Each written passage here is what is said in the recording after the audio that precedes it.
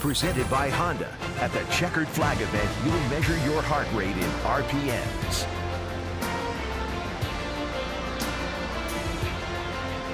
Beautiful Saturday afternoon. It's Junior Jay's Saturday. A lot of activities for the youngsters outside the ballpark and a lot of excitement inside as the Blue Jays will play game 2 against the Chicago White Sox. And here come the Blue Jays. Chicago won last night 11-4, and Marcus Stroman goes to the mound. He's the guy that can turn this thing around. Stroman has been on a real good run of late. And he bounces out of the dugout. The field level action cam is brought to you by the Samsung Galaxy S8. Unbox your phone. Marcus Stroman has not lost a game since April. Stroman has been on some roll. The Blue Jays, in fact, have won each of his last 7 starts going back to the 8th of May. Take a look at the lineup he's dealing with last night. The White Sox 11 runs on 14 hits last night. Top of the order, Alan Hansen. He had a great game last night. Melky Cabrera, the former Blue Jay, has a 5-game hit streak. 9 for 21 during those 5 games. A double home run and 7 RBIs. He had a big game last night as he drove in 7. And right behind him, Jose Abreu, the big first baseman. He's put up good numbers against the Blue Jays for his career. Abreu had a 2-run double in the first, an RBI double in the second. That first inning hit was a triple that drove in 2 and got the White Sox off and running. Well, Marcus Stroman, the 26-year-old right-hander, has won each of his last 6 decisions. The Blue Jays have won each of his last 7 starts, trying to get them back on track today. Marcus has gone 5-0 with a 2.34 ERA in those games. He's had trouble with the White Sox. He's not defeated Chicago in any of his 4 career starts. His ERA is over 7. That's the highest against any other club. In his last start, he earned the win at Seattle, went 7 innings, allowing just the 1 earned run on 6 hits. He did not walk a batter and struck out 6. He reached 7 innings for the 4th time this season, but just the first time since that April 28th start against the Rays. Well, with Marcus Stroman on the mound, the defense becomes very important because he has a lot of balls put in play. In the outfield, Dwight Smith Jr. making his 2nd start in left. Kevin Pillar's in center. Jose Bautista's in right. The infielders on the left side very important with Stroman pitching. Donaldson, Tulowitzki on the left. Goins and Smoke on the right. Luke Maile making his 24th start of the season. Well, Russ Martin getting the day off today with the day game after the night game. Luke relieved Russ last night in that lopsided Blue Jays loss. Got an AB and bounced out to second base to end the game. But it's always nice to get that one before your start the next day. So Russell Martin gets the day off, at least the start of this game. And he is enjoying it. And you see the Blue Jays wearing their alternate blue caps in honor of the Prostate Cancer Foundation. Major League Baseball has taken that initiative since 1996, and you can see the blue ribbons on their chest, and they have wristbands and the uniforms. There's the first pitch of the game. It's in there for a strike, and we are underway. Beautiful afternoon. It is 22 degrees, and we expect another big crowd here on this Saturday afternoon. Alan Hansen with 3 hits in last night's game bounces this one off the plate. Smoke and Stroman, and look at the athleticism of Stroman. My oh my, it shows his infield background. He's got great instincts and took that play himself. Marcus is very proud of that background. Second baseman at Duke University, but he is just a tremendous athlete. And when you see a pitcher get off the mound like this, especially with Hansen running, we've seen his speed hurt the Blue Jays last night. He snared that ball and just took it himself. It's the only way they're getting Hansen on this play. Boy, he is a great athlete, and he is colorful as well. Little back flip to Goins as they throw it around the infield. 1 away. Melky Cabrera, a 5 ribby night last night. 6 at bats against Stroman. He's 4 for 6. Of course, he spent a couple of years with the Blue Jays, 2013 and 14. Breaking ball in there for strike 2. Marcus is at his best when he's getting ground ball outs. He's recorded 1 already today, and when he gets in the double digits, it's usually going to be a very good day for Stroman and the Blue Jays. There's another ground ball. Tulowitzki is short. Picks and fires 2 away. Well, Joe, because Marcus throws so many strikes, the defense is always on their toes, and that really allows him to really have good support on the infield. and he loves that. The defenders love that. They love a pitcher that gets the ball and works quickly, but when you're pounding the strike zone, a lot of balls put in play, and Marcus gets a lot of ground balls. Unfortunately, some of those balls find holes, but he can live with that because he knows he's always one pitch away from getting a double play. Here is the big first baseman, Jose Abreu. Abreu with a triple and a double in last night's game. Pretty good pitch, and Stroman didn't get to call. You know, one thing I'm seeing with Stroman, Joe, and maybe you can confirm this, is he's got now the ability to take a little bit off his fastball, not a full-blown changeup, and he understands the value of mixing speeds. As a young pitcher in this league, I think Marcus came out, and he was a power guy in college and in the minor leagues, and you come out and you try to throw 95 miles per hour. But this is what I talked about in the Open. This is really just his second full season as a starting pitcher. He's continuing to learn himself and continuing to evolve as a pitcher in this league. Abreu fouls this one into the seats down the right field line. This is his 70th career start, and you can see how he grips that fastball. It's kind of across the seams, but a two-seamer all the way, and Abreu fouls it out. 2 balls and a strike. 93. We've seen 92, 93, 94. Good separation of velocities, and that's all on his fastball. He'll get good sync with the two-seamer. He'll also elevate that four-seam fastball to try to get a hitter to chase, but he's got the curveball, the slider, the cutter, the changeup. He can throw any pitch in any count. Another ground ball. Tulowitzki's got some time with Abreu running. Good start for Marcus Stroman. 3 up, 3 down on 3 ground ball outs. Blue Jays will face Mike Pelfrey when we come back. Stroman off to a good start this afternoon.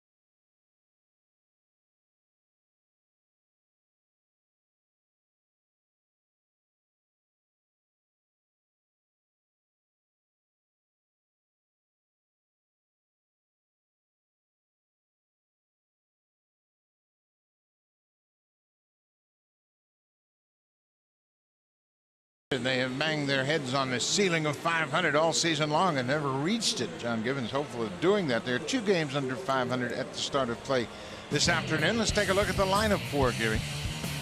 Top of the order, Kevin Pillar, Josh Donaldson, Jose Bautista, then Kendrys Morales and Justin Smoak batting 5th. And look at his numbers in June. A .347 average with 7 home runs, 11 RBIs. He had a 2-run home run last night in the 9th inning. And Troy Tulowitzki, he knows all about it. Mike Pelfrey 8 for 23 with a double and a home run. The shortstop looking to get things going with the bat a little bit. Well, the 33-year-old right-hander making his 11th start of the season. He was signed to a minor league contract by the White Sox in early April after being released by the Detroit Tigers. In his last start, he didn't get out of the 4th inning, did not factor in the decision, allowed 2 runs on 6 hits, but walked 5 Orioles batters. He actually threw an inning out of the bullpen on Wednesday, his in-between start session. They put him in the ballgame. The White Sox rotation has not been able to go too deep into ball games. Kevin Pillar goes after the first pitch, hits it to Tim Anderson at short. 1 away. As a team, the White Sox have committed 47 errors this season. In the outfield, it's Cabrera, Henson, and Garcia. On the infield, Davidson, Anderson, Sanchez, and Abreu from 3rd to 1st, and Narvaez, the catcher, behind the plate. Matt Davidson was a first-round pick of the Arizona Diamondbacks back in 2009. Been with the White Sox for these last 2 seasons, making his 17th start. at third base, and it's thought that he will be the heir apparent at third base. Todd Frazier DHing today with the day game after the night game and a free agent after this season. Josh Donaldson takes the first pitch, strike. Donaldson, 319 for the season, 8 homers and 16 RBIs.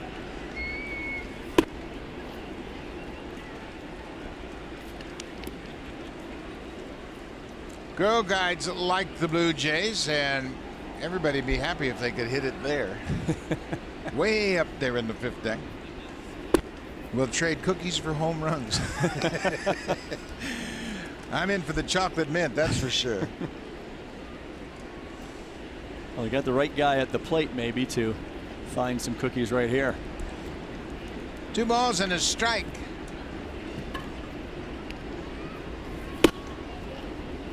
Right at the upper limits of the strike zone on the outside corner. Home plate umpire is Michael Winters, the veteran. He's the crew chief of this umpiring group. Pelfrey will pound the outside of the zone to these right-handed batters with that 2-seam fastball, starting it off the plate away. Right-handers are going to have to really stay with that pitch and not give up on it.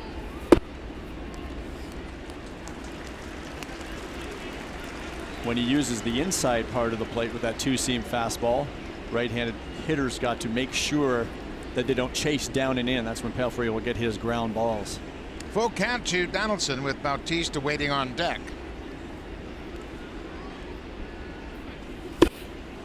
He strikes him out. Look at all those pitches away, not coming inside at all to Donaldson.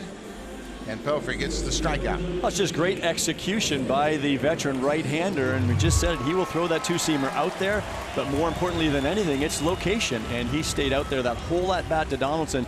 There's not much any hitter can do, I don't care who you are, with a pitch like that, and he placed it right out there on the corner. So Pelfrey will work to Bautista with 2 outs.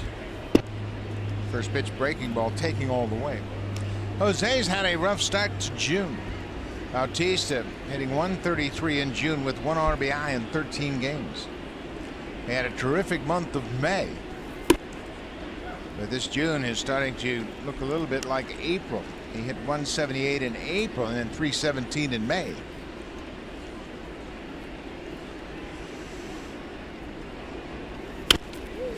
Pops this one straight back over the screen and out of play. Pelfrey has had no problems first time through the order this season. Hitters have hit just 203 against Pelfrey. First time through the batting order. This is his 5th career start against the Blue Jays.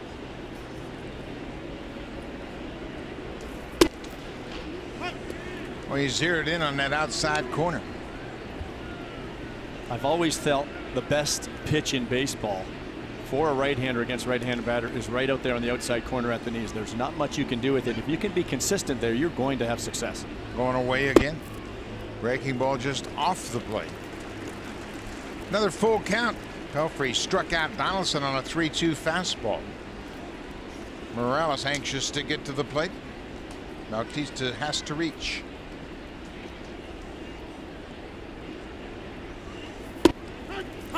Same pitch outside. That one is a called strike. He went outside with a 3-2 fastball. Mike Winters rings up Jose Bautista. 3 up, 3 down.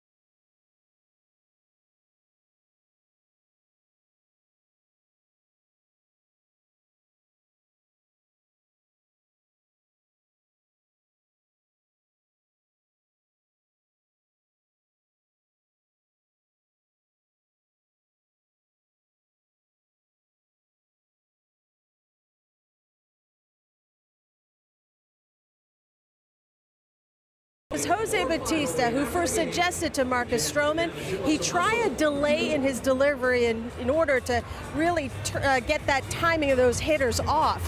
And it happened about a couple of years ago, but Stroman really needed to develop his core muscles, that core, to accommodate for that pause in his delivery before he could execute it. So it really wasn't until this past spring that he really tinkered with that hesitation in his delivery. Pitching coach Pete Walker told me as long as you're able to execute and the rules allow you to do it, that hesitation is a valuable weapon. It's a big part of the game for the guys who can pull it off. Now, Walker divulged that there are a couple of other guys who might be trying it at some point or another this season. Walker did warn that not every pitcher will see the same results as Stroman. All depends on their delivery, their level of athleticism, and whether they're willing to try new things. Some guys just don't want to mess with their delivery, Buck. Stroman, though, is fearless. He'll do anything and everything in order to be successful. Good call, Hazel, and that's exactly the fact that he can do it because he's such a unique athlete. He is very gifted athletically, and he can make that pause, and it is a difficult thing to hold your balance the way he does when he interrupts his delivery. He's got great balance out there. Obviously, Garcia loves to swing at that first pitch, and Stroman elevated the fastball. And you have to credit Stroman. Marcus is always trying to improve, get better, find an edge. So what does he do? He talks to hitters. He talks to hitters like Jose Bautista. Smoke wide of first makes a nice play, and there's Stroman right on time. 4 batters to the plate, 4 ground ball outs for Stroman. Joe, I don't know about you, but I think infielders love to play behind Stroman. First and foremost, he works quickly. Secondly, he throws a lot of strikes. And thirdly, they're going to get a lot of action. A lot of balls in play, and you love being on defense. We talked about it in that ball game last night, and you're down early in the game, and then pitchers are struggling to throw strikes. Defenders are on their heels. It's very difficult to play good defense that way, and Stroman engages his defense. So Marcus will face Todd Frazier, who's 0 for his last 19. Frazier hitting .202 for the season. Stroman asking Mike Winters whether or not that last pitch was down, and Winters indicated it was inside.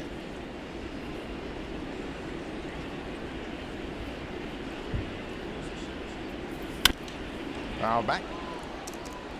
I asked Luke Maile about a game plan with Marcus Stroman. I said, does Marcus get very specific on each individual batter? And Luke said no.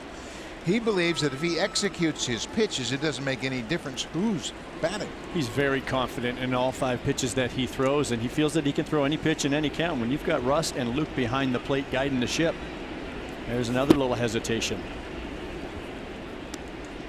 Okay, from a hitter's perspective, what does that do to Todd Frazier? It absolutely upsets your timing, because as a hitter, it's all about rhythm and timing. You're getting your move to your load position, and now that's altered. So now you start to load, but you have to stop. You see hitters try to be more and more patient, but it's difficult to adapt to that because Marcus is not the same every time. So as a hitter, you're trying to see that hesitation. Now I've got to slow down my load, and then he starts it again in that delivery. Now I got to pick it back up. Very difficult to be fluent back there. There's a high fly ball, and this one's going to leave the yard. Todd Frazier has hit one off the facing of the third deck in left field, his 11th home run of the season, and that's a pretty good way to snap an 0 for 19. So after 4 straight ground balls, Stroman gets one up, and Frazier has given the White Sox the lead. Well, this is what Todd Frazier does so well, and that's why we continue to hear his name as a trade candidate before the deadline. White Sox are ready to deal, and this guy can provide a powerful bat to any team interested. Now, teams are always looking to add to their ball club, and that pitch just stayed up. You can see it ran inside, about belt high to Frazier. When you're behind in the count 3-1, you have to stay away because hitters are looking generally middle in, and that ball came right back to the inner half of the plate, right into his barrel.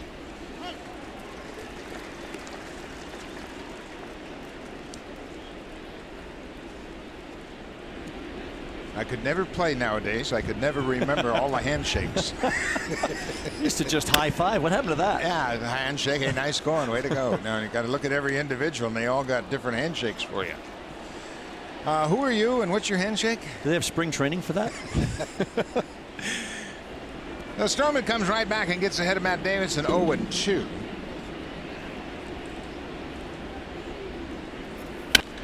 A breaking ball. This one's headed to the alley. This one is headed out of the ballpark. Back-to-back home runs for the White Sox for Davidson. That's his 15th. And he hit a breaking ball out of the ballpark. This team is really swinging the bats well. Last night they scored 11 runs on 14 hits.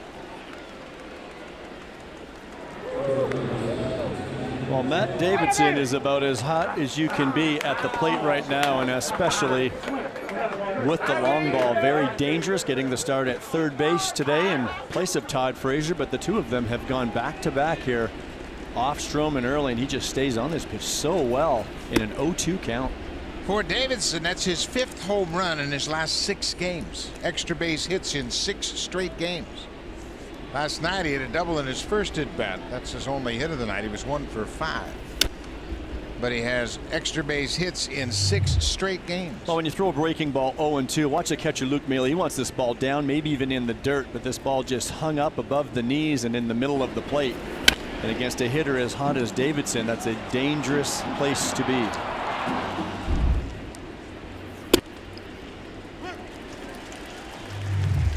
One thing when you get ahead in the count like that, you have to bury that pitch. You're trying to get the hitter to chase something maybe in the dirt. If they don't chase it, you're still ahead 1-2.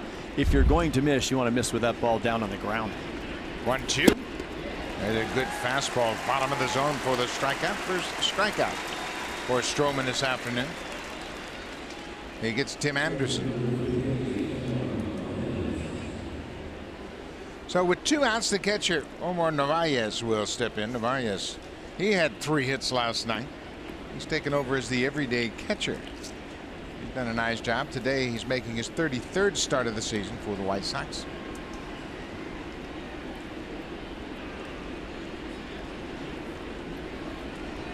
Two outs. Breaking ball for strike 1. Nice pitch right there for Marcus. If you can throw the curveball back door to a left-handed hitter first pitch, that's a free strike because there's not too many left-handed hitters looking for that when they step to the plate.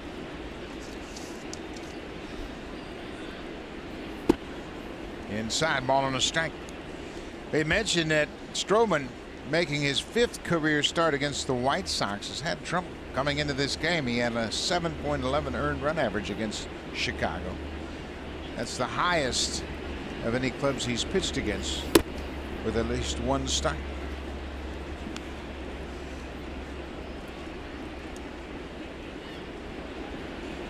Frazier and Davidson going back-to-back to give the White Sox a 2-0 lead. Foul back. It's now 2-2.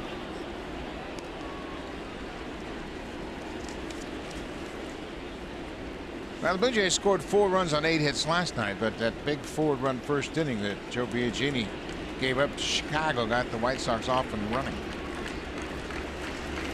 Blue Jays have not played well against Chicago.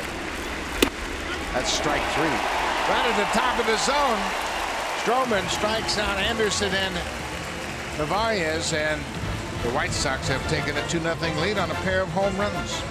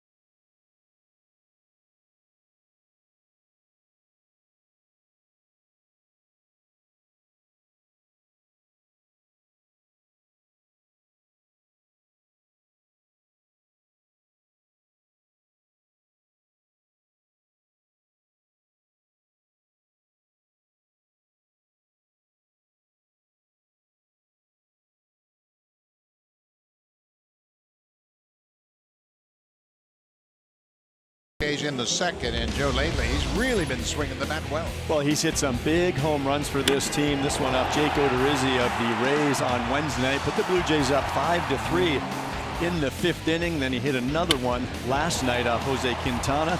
A bit of a lopsided game last night, but they are going to need Kendricks to do this and a lot of the middle of their batting order to perform, or this lineup's going to turn things around.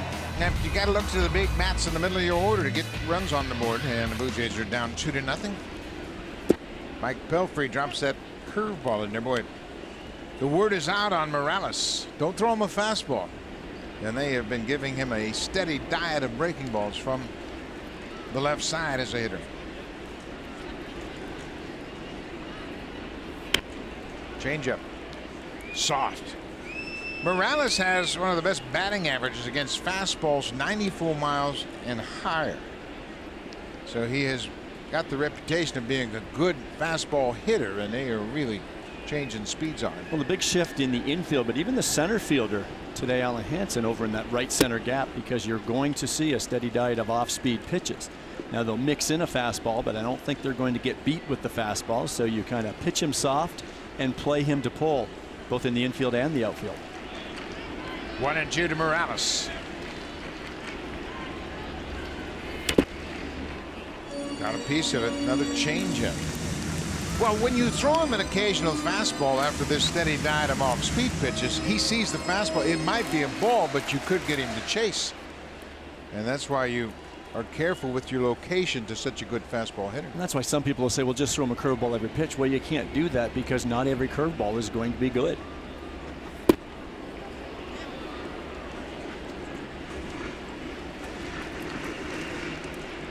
Interestingly, Avisaíl Garcia, the right fielder, way over in the right center gap, so they're pinching that area. They're not expecting Kendricks to really hook the ball and pull it down the right field line, but crowding that right center gap. How about that? They beat the shift, hit the changeup. Pelfrey gave him a look over his shoulder, saying, man, that's not in the scouting report. Pelfrey took a look at Morales after that ball went into center, as if to say, you're not supposed to hit that, especially where you did. Well, and that's why it's the split change from Pelfrey, but that's why a good veteran hitter will continue to do damage. This is an adjustment. We have not seen a whole lot of this. The super slow-mo replay is powered by the Samsung QLED, the next innovation in TV. Ball went right up the middle. Davidson was over there near shortstop. He couldn't make the play. Leadoff single for Morales. Here is Justin Smoke. Smoke has hit 7 home runs in the month of June. He's also sporting a .347 batting average for the month. 19 homers. That's one off of his career high. He hit 20 home runs in 2013 for Seattle.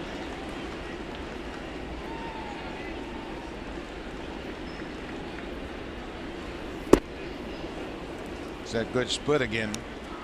Down and in. 2 great pitches in succession. He went with the 2-seam fastball, front door, inside to the left-handed hitting Smoke. You started in off the plate and just bring it back over that inside corner. And now you're thinking you get the hitter sped up a little bit, thinking fastball in, and you come back with the splitter.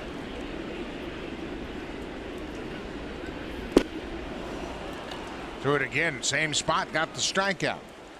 3 strikeouts for Pelfrey.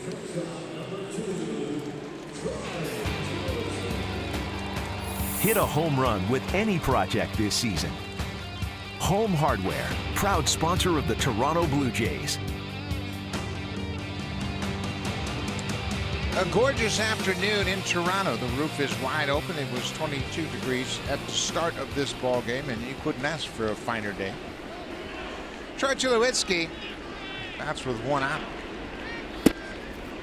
Boy, he is throwing the kitchen sink in this first trip through the batting order. Tulo 1 for 3 last night. He had a walk in the 7th and a single in the 9th.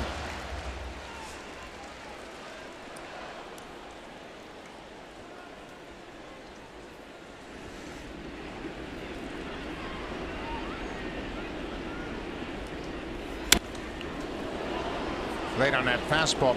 Troy Tulowitzki returned to the lineup on May 26th. He had missed 31 games. And in that return, he was facing A.J. Griffin of the Texas Rangers. Griffin was making his 8th start of the season, and Tulowitzki was back to square one after missing a month. And it's tough to catch up to major league pitching when you miss that much time. And I think that's what we're seeing from Troy. He's just not really even on the fastball just yet. It will come, but it takes time, and the timing is just not quite there. Going way away again. We saw that firsthand this season played out by Devin Travis.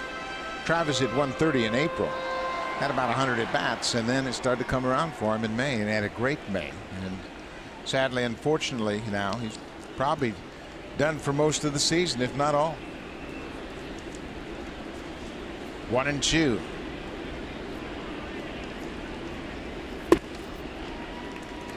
Belfry's really mixed up his pitches very effectively. He got both Donaldson and Bautista with fastballs on a full count pitch.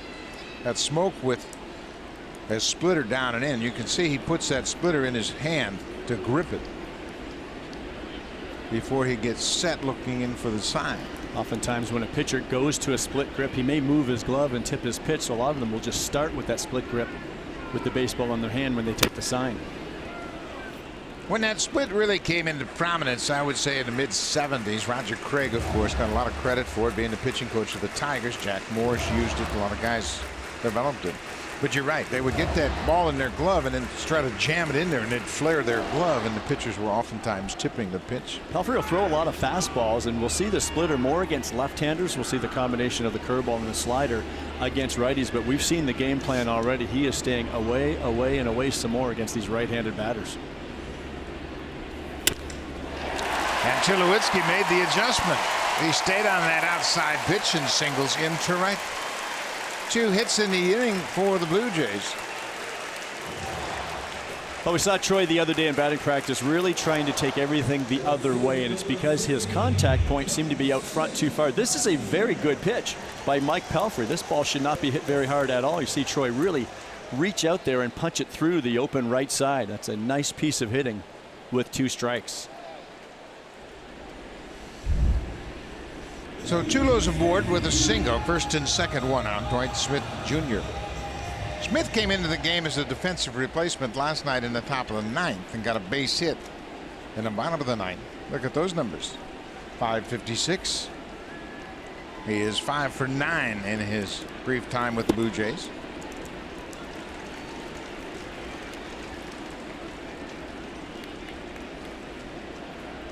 I saw Dwight this morning taking batting practice, and I said, you just come into that ball game last night, go up to bat, get your knock. It's an easy game, isn't it? And he just had a big smile. I said, oh, no, it's not. But I told him that was a nice piece of hitting. He handled the ball on the outer part of the plate and lined it up the middle. Hits this one to right, but it's right at Garcia, the right fielder. Morales has to hold at second. So 2 outs now. That'll bring the number 8 hitter to the plate, Ryan Goins.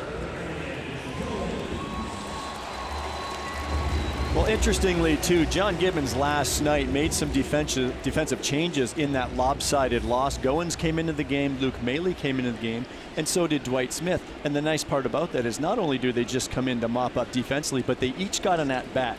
And as a part-time player, that's a great thing if you can get in that bat at night when you're getting the start the next day. It's almost like a little bit of a spring training tune-up before your real action. So each of these players were able to do that last night. Yeah, there's a lot of thought that goes into those defensive moves just to make sure. Knowing Goins probably going to start today. So that first pitch is a tough one, down and away. Goins for the season has 21 RBIs. He's hit 270 over his last 17 games, but the really interesting numbers, he's hit 276 with runners on, just 161 with nobody on. So this is when he shines. Stays on that. I asked him about that, Joe. I said, why are you so much better when you got guys on? He said, you know, if I have 2 runners on, I'm just thinking about driving into 1. And if it's a pitch away, I'll go that way. Pitch inside, I'll hook it. So when you get up there with nobody on, you're thinking about doubles, trying to get on base into scoring position. And I think his focus is much keener when he's got a chance to drive it around. And that makes a lot of sense because we have talked about this before. Ryan's swing can get a little bit big, get a little bit long, and with nobody on base, maybe he's trying to do a little bit too much. He's behind now. He's got a battle 0-2. Elevated, but too far up. Now, when you elevate a fastball like that 0-2, look at where those first 2 pitches are, down and away, and now you go high with the fastball. There is a very good chance we are going to see the split finger pitch down in the zone now from Pelfrey. You try to elevate, change the eye level of the hitter with the hard fastball, and go back down low, soft. We'll see what Narvaez is thinking behind the plate.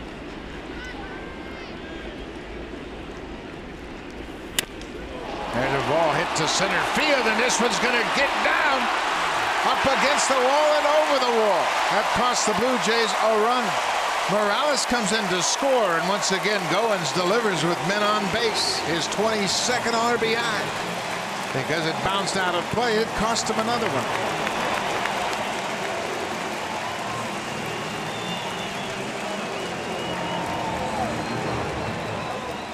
Well, Ryan must have been thinking exactly the way we were thinking up here. And you can't look for a pitch with 2 strikes, but you can be cognizant of it. And there it is. There's a split finger, but Pelfrey did not get it down as low as he wanted it, and Ryan Goins made him pay. Now Goins with the double, his 6th double, picks up his 22nd RBI. Now the number 9 hitter, the catcher Luke Maile.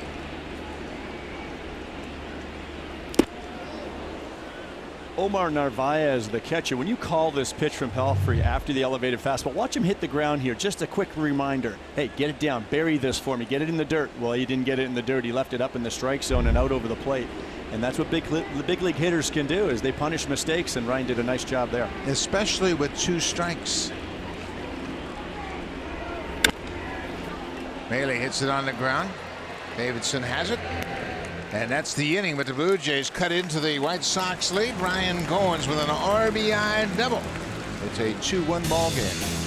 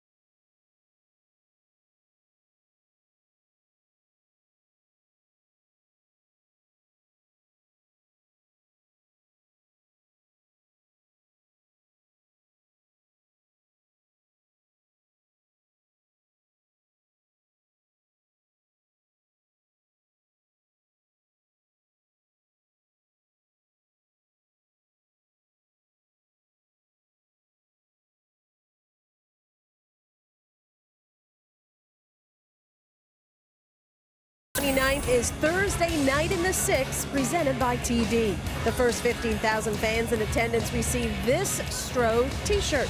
Join us pregame in the WestJet Flight Deck for live music and entertainment. Join us for all the fun on Thursday night in the 6th. For tickets, visit BlueJays.com. Back. Thursday night in the 6th, of course, Marcus Stroman waivers the 6th, so that's very appropriate. June 29th, right here at Rogers Center. Make sure you come on out. Tomorrow, of course, is Father's Day, and both teams and all teams in Major League Baseball are wearing the light blue baseball caps. The crown is all blue, and the uniforms have the alternate blue lettering and numbering.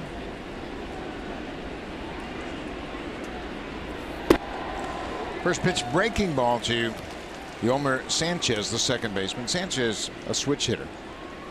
He went 1 for 4 in the game last night and scored a run. He's done a nice job playing every day at second base for Chicago.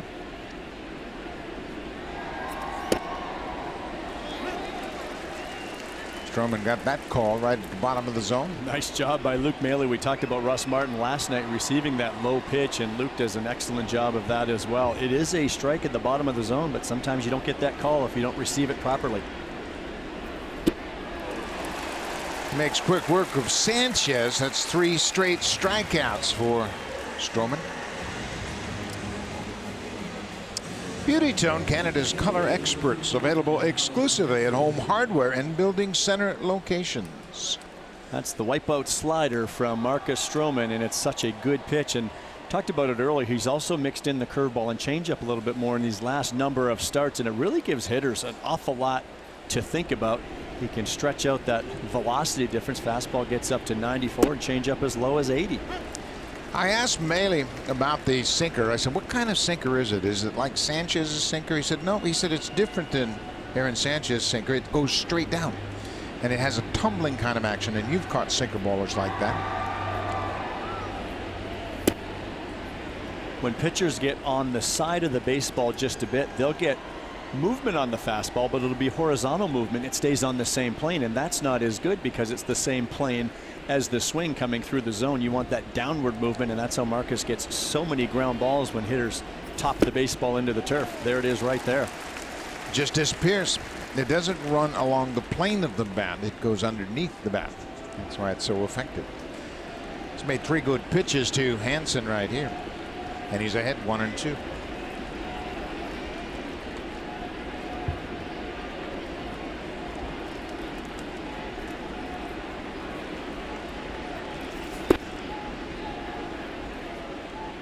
Take a look at the defense, Joe. You don't see this very often. And what's unusual about it? Everybody's straight away. I don't see that much in baseball anymore, do we? Only Pilar shaded a little bit to the opposite field. Stroman 4 straight strikeouts now, and that slider has really become a weapon for him.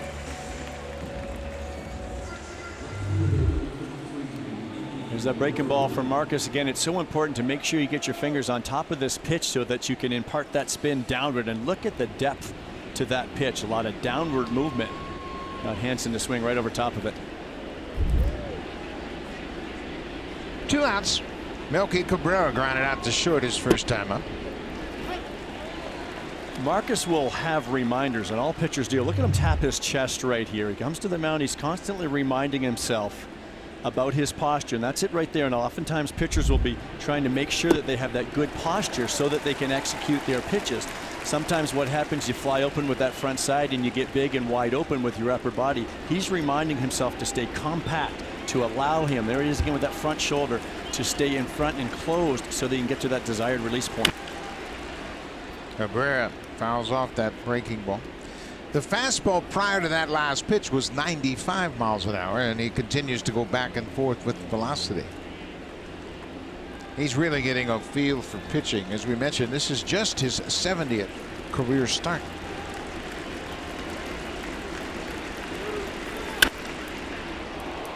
Pass Donaldson down the left field line. Smith gets it quickly to hold Melky to a single, a 2-out single here in the 3rd. Well, there's Melky Cabrera again. This is just a good veteran hitter, and that's why you have to wonder if he is going to remain with the White Sox before the trade deadline. He allows this ball to get so deep in his stance, down 0-2 in the count. He's not really worried about where he's going to hit it, just trying to put it in play. Stays very short with that swing path and shoots it down the line. Melky's a very valuable player in that he's a switch hitter first and foremost, but he's a very good hitter, and he can play all 3 outfield positions.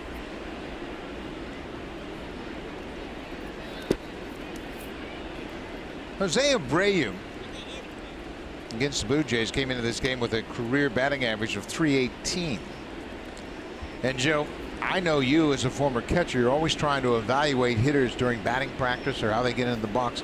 What kind of hitter would you characterize Abreu as? He's the kind of guy that can handle pitches in all zones, and those are very difficult hitters to face. And what I mean by that, he stays inside the baseball and the bat is on plane a long time. To me, any good hitter, and Abreu fits in that category, certainly, you've got to mix things up. As a catcher calling a game, I always think of a few principles. One is moving the ball in and out. The other is back and forth by changing speeds, and the other is changing the plane up and down. I think Marcus has the stuff to do that, but you have to execute against these good hitters.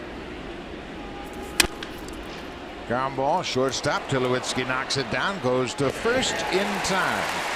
Tulo knew exactly what to do. Once he knocked it down, he had no play at second. It goes across the diamond to end the inning.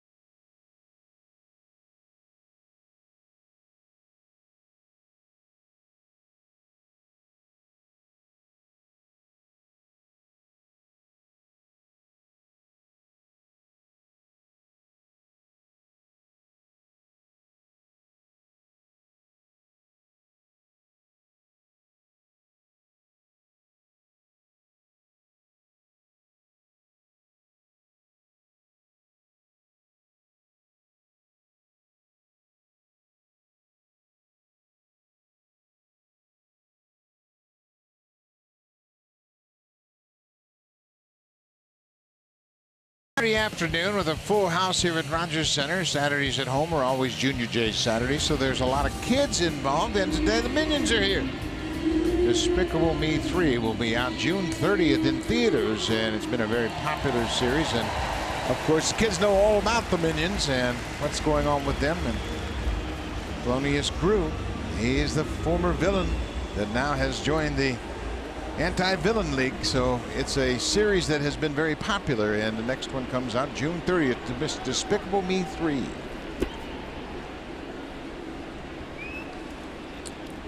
Kevin Pillar ground left short his first time up.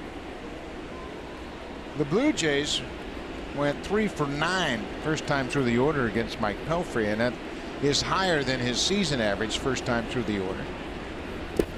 Pulls that one off the plate. Well, it is a summer-like day, and the clouds are around, and the humidity is picking up, so it appears as though there are thunderstorms in the area, and with that, the roof will begin to close, as it did last night. It was open and then went to a closed situation. Pelfrey misses with all 3 pitches to Kevin Pillar. It's a 2-1 Chicago lead. Each team with 3 hits. The White Sox have hit 2 home runs. Well, whenever Pelfrey needs to make a pitch, it's going to be outside. Two-seam fastball starts it just off that outside corner to these right-hand hitters, brings it back on the edge. Not much you can do as a hitter, but he started Kevin off with a breaking ball this at bat after Pillar jumped at a first pitch fastball and bounced out back in the first. Fly ball to center. Hansen is there. Pillar is retired, 1 away. That time he came in with a fastball on a 3-1 count.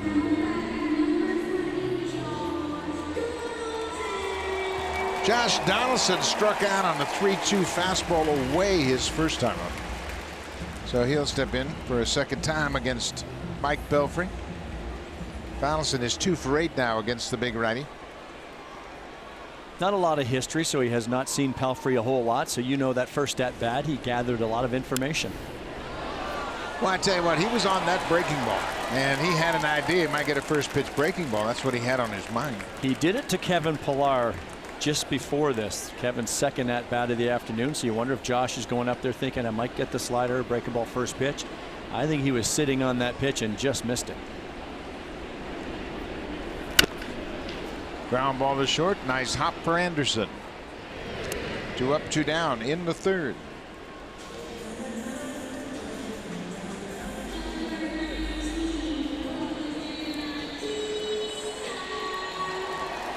Pelfrey is a crafty veteran, but the struggles he's had is just not going deep into ball games, and that's been an issue for the Chicago White Sox this season, and that bullpen has certainly been taxed because of it. He did not get out of the 4th inning in his last start against the Orioles, so much so that he pitched an inning out of the bullpen before this start as his side session day. That pattern this inning continues with the first pitch breaking ball to Bautista. Jose called out on a 3-2 fastball his first time up. Boy, Pelfrey's filling up the strike zone. He certainly has the Blue Jays in swing mentality. Good location, though. You start with the first pitch breaking ball. Obviously, Jose was not looking for it, so he took it for a strike. But then you come with that 2-seam fastball. We've been talking a lot about the fastball away to righties. That time he ran it middle and down towards the inner part of the plate. Great location. Big hop for Davidson at third. Easy inning for Mike Pelfrey. Just 10 pitches. He dispatches the Blue Jays in order.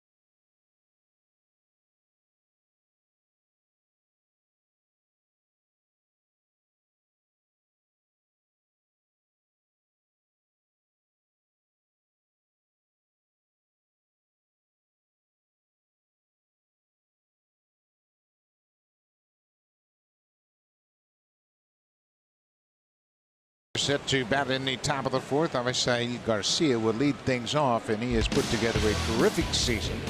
He is second in batting average to Aaron Judge. He's first with the most 3-hit games at 10 RBIs. He's third behind Cruz and Judge and Sano. Total bases, he's 4th. OPS 927. He's put together a first big league season like we expected to see when he was with the Tigers. Yeah, obviously, Avisail Garcia came up in a great environment with the Detroit Tigers because he was right alongside Miguel Cabrera, and Miguel really took him under his wing, and it's a very similar stature, very similar swing. He stays inside the baseball very well, and he's really coming into his own now as an overall hitter in his 7th season at the major league level. Spent parts of 2 seasons with the Tigers. He played in just 53 games in Detroit, hit .269, but this is his 5th season with the White Sox, his best opportunity to play every day. In 15, he got 553 at bats. Last year dropped down to 413, but he's played every day this season. Todd Steverson is the hitting coach, a former Blue Jay. There's a good breaking ball. 1-2. Stroman with 4 strikeouts so far. He gave up back-to-back home runs to Todd Frazier and Matt Davidson in the 2nd.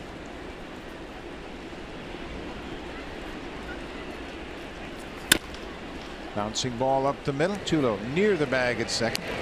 Garcia always hustling. Grounds out. Well, Todd Frazier homered in his first at-bat to get the White Sox on the board. Took a 1-0 lead with his 11th home run back in the 2nd inning, and Marcus fell behind 3-1. He threw him a fastball that ran back to the inner part of the plate And your golden rule as a catcher calling, you want to make sure that ball gets out on the outside part of the plate, but that two-seam action came right back on the inner half and ran right into his barrel, and no doubter. And that home run snapped an 0 for 19 for Frazier. But that's the experience kicking in. No panic at 0 for 19. You know they're going to be a lot more at bats, so he was able to focus and hit his 11th home run. This fly ball is hit deep to center, but Pilar is breaking it down just a step on the warning track.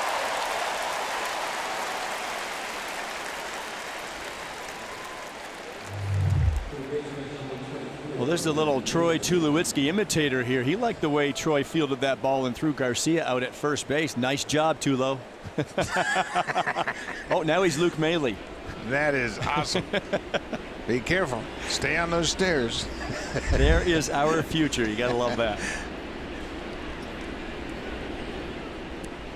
2 down for Matt Davidson. He, like Frazier, homered in the second. He's hit home runs in 5 of his last 6 games and has a 6-game streak of extra base hits. 15 home runs for the season. When you face a guy like this, you just feel like there's no room for error. Matt Davidson swinging a very hot bat, and not just a hot bat, but because of the home run power, it's very dangerous. And Stroman on the mound, or as a catcher calling the game, you just know that you have to execute every pitch, or you can put another run up on the board. So these guys will force you to be your best. Stroman set. Here's the 1-1 pitch off the plate. Joe, there's a real changing of the guard in the American League in the home run department when you look at the leaderboard. Aaron Judge with the Yankees has 23. Then Logan Morrison and Justin Smoak have 19. Ground ball, base hit past Tulowitzki. So Davidson is 2 for 2 already this afternoon, a 2-out single. But the rest of that leaderboard, George Springer has 18, tied with Joey Gallo and Mike Moustakas. Chris Davis of Oakland has 17. Yonder Alonso, his teammate in Oakland, has 17. Then Miguel Sano and Mike Trout have 16. But it's a true changing of the guard, if you will. Well, Justin Smoak has really crept up that chart, no doubt. So has Logan Morrison. We just saw him here with the Tampa Bay Rays. Joey Gallo, tremendous power, good young player with the Texas Rangers. Tim Anderson waves at that breaking ball. You can see he's getting frustrated with Stroman's breaking ball. He struck out in the second inning. It was the first of 4 strikeouts for Marcus. Fly ball to right. Bautista a couple of steps to his left, and that's the inning. A 2-out single and nothing more. The White Sox leave a base runner. Blue Jays will bat with Morales, Smoak, and Tulowitzki. Big lumber in the Blue Jays lineup.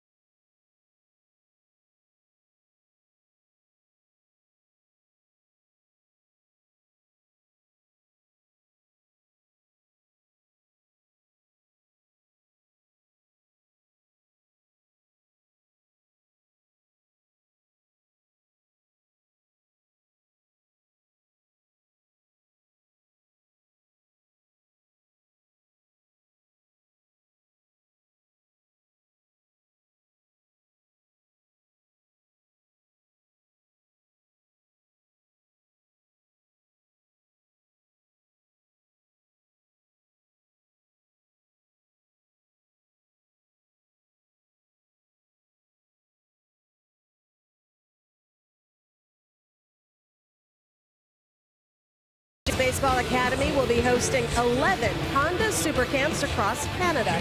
Learn techniques from former Blue Jays such as Roberto Alomar, Devon White, Lloyd Mosby, Jesse Barfield, and Dwayne Ward. Register now at bluejays.com/camps. Bye. Thank you very much, Hazel, and that's always a great event. Make sure you sign your kids up for those Blue Jays camps. They are a terrific opportunity to meet and learn from some of the best Blue Jays players ever.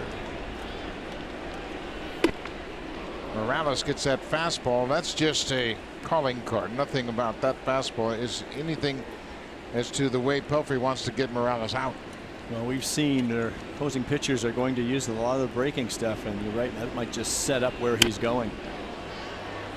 With that cutter in on his hands, Abreu over, and the second baseman, they watch it sail out of play. Sanchez and Abreu gave chase.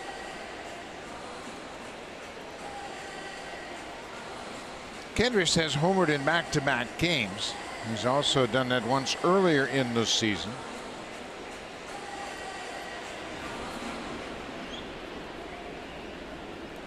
He's homered in 3 of his last 5 games. 14 home runs for the season. See, there's that fastball, because Morales hasn't gotten many fastballs from Pelfrey. When he sees one, chances are he's going to chase a bad one. And that's the thing, because he's scuffling with the off-speed pitches, it doesn't mean that's all you throw him. You still mix in the fastballs. You eventually want to get him out with the off-speed stuff, but now the tide can turn a little bit. Now you've got a hitter at the plate trying to cover everything. It's like they're coming back inside with the heater here. And they missed intentionally. And now they've got him set up for either the curveball or the splitter.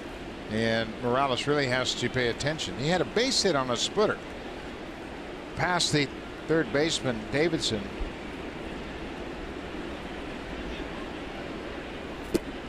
Oh, a slow curveball. Took a lot off. Just 69 miles an hour, and he is really mixing it up.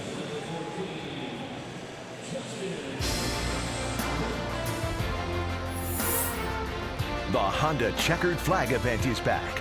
Hurry in to grab the Civic that matches your game.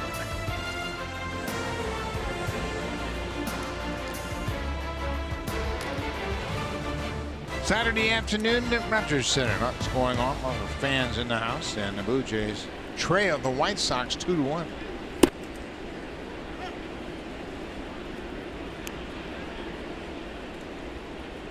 Smoke takes a first pitch curveball for a strike. They gave Smokey a steady diet of splitters his first time up. Be careful in there.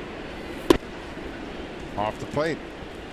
A two-seam fastball, trying to start it in and bring it back over that corner. Started him off with the slow breaking ball, and I gotta believe, if I'm Justin Smoke, he feels he's going to see some off speed here. Let's see if he just doesn't sit off speed this entire at-bat. That's what hitters will do sometimes, and it's a bit of Justin's approach anyway, because it's really slowed his body down when he sits more off speed. Looking off speed there, and Pelfrey put it in a good spot. 1-2 now.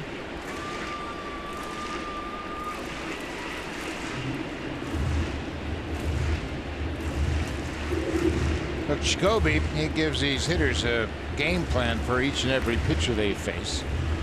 Yeah, he said sinker away from him, he reached for it, but Jacoby spends a lot of time watching these starters the last several outings. He was passing that information on to Ryan Goins. Smoke strikes out for a second time. Back-to-back strikeouts for Pelfrey here. His 5th strikeout of the afternoon. And that's the one Justin wants to get to. That's a mistake by Pelfrey that leaves up and out over the plate. And most times Justin Smoke is going to do damage on this pitch. This is a dangerous place to be if you're a pitcher against Justin Smoke, but big swing, he came up empty.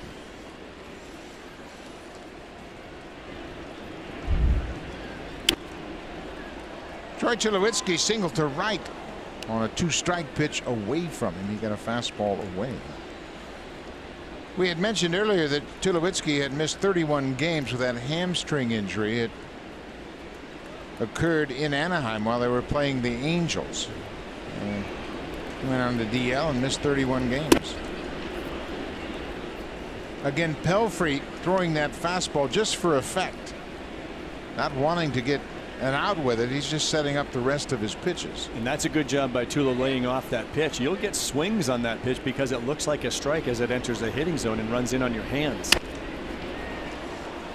A little pop up behind second. Sanchez is there. Quick inning. 3 up, 3 down in the fourth. We'll go to the fifth. The White Sox have a 2-1 lead behind Mike Pelfrey.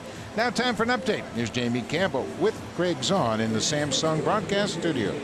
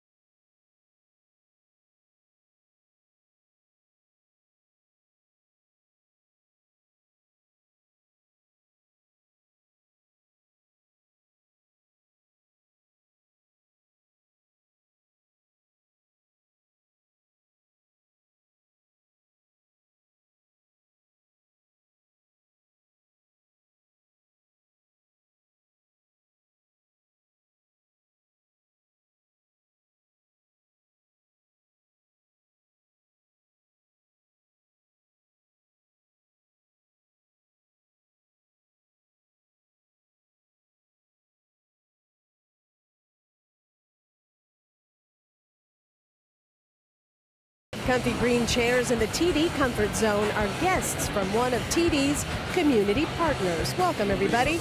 And fans, don't forget the NHL Awards are coming up from Las Vegas. Meet the winners of hockey's ultimate hardware. The 2017 NHL Awards coming your way Wednesday, right here on Sportsnet.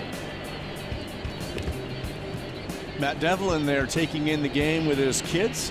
Matt, of course, Raptors broadcaster, basketball guy taking in some baseball, and he will take your place, Buck, as you take a little time away next week. Yes, he will. And it's good to have Matt in the house. I'm sure he's doing a little homework here this afternoon.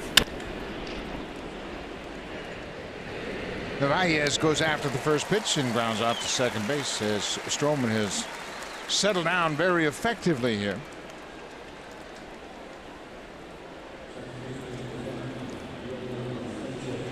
One thing too, when you're a sinker ball pitcher, you can get a lot of quick outs. You just pound the zone early in the count with that two-seam fastball, get a hitter to roll it over, keeps that pitch count very efficient, and allows them to go deeper into ball games. Yolmer Sanchez struck out his first time up, shows bunt, takes strike one.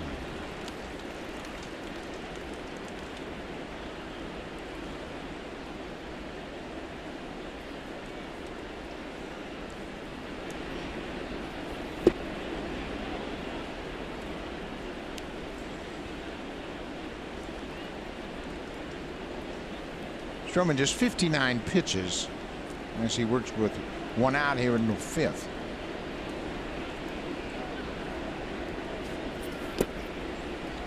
Bounce that sinker right on home plate.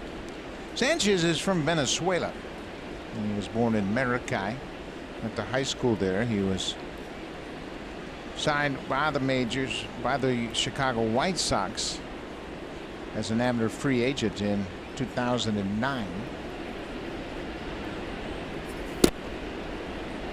They tried to sell it to Mike Winters, but he wouldn't buy. 3-1 now to the number 9 hitter. See the sweat pouring off Marcus Stroman. It's a muggy day in downtown Toronto. Now with the roof closed, it's about to get even stuffier inside this building. That's a strike. Boy, Stroman throws fastballs away and in, and they both have good movement. Center fielder Alan Hansen is on deck. Full count pitch to Sanchez. He walked him. First walk of the afternoon issued by Stroman to the number 9 hitter. Super Slow-Mo Cam. Brought to you by the Samsung QLED, the next innovation in TV.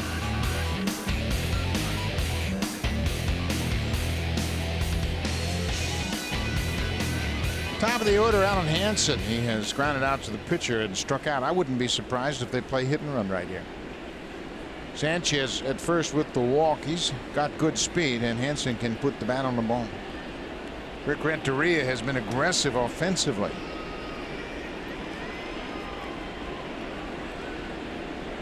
Not running here. Breaking ball up and away. Well, Luke Maile does a nice job behind the plate as a catch and throw guy. He's got a very good arm, and if you're going to have anyone on the mound, it's Marcus Stroman. Marcus does a nice job holding runners, trying to give his catcher a chance. Luke has thrown out 5 out of 15 potential base stealers this season, but Marcus with his throw over to first, altering his delivery, changing his times. Rick Renteria giving his signs to the third base coach, and now DeMarlo Hale will give his signs to Luke Maile to control the running game, perhaps to pitch out, slide step, throw over. Not running. Cut on and missed. There's so much strategy involved. There's Renteria in the White Sox dugout going through his signs, and he will give the offensive signs. DeMarlo Hale will react to what he sees. He is looking at the third base coach, Nick Kemper, and then he shakes his head at Maile. Not going here. At least that's what they think. If they got something on them.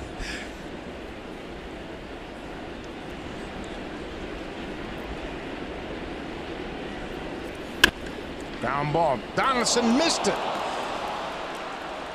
Sanchez stops at second. Donaldson going to the backhand, got ahead of himself a bit, thinking about turning a double play, and he whiffed on it. He was getting himself in position to make a throw to second, and he is charged with his 3rd error of the season. It can happen sometimes too. As a third baseman, you don't see a whole lot of shots your way off the bat of a left-handed batter. You can see this ball kind of surprised Josh just a bit on that artificial turf. He's just going to his right. This is a play he's going to make most times, but the ball almost looked like it just stayed down a little bit. He was waiting for it to come up a little more, and he just swung and missed, came up empty right there. So a 1-out walk, and now the air, first and second for Melky Cabrera. Melky had 5 RBIs in last night's game. He's up to 40 for the season. You can't take this White Sox lineup lightly.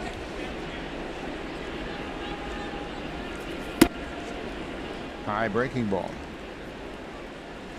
That'll bring Maile to the mound. Remember, we talked about Stroman not necessarily being very specific with each batter, but Maile will go out there and make suggestions now on his background and his work put into the opposing hitters.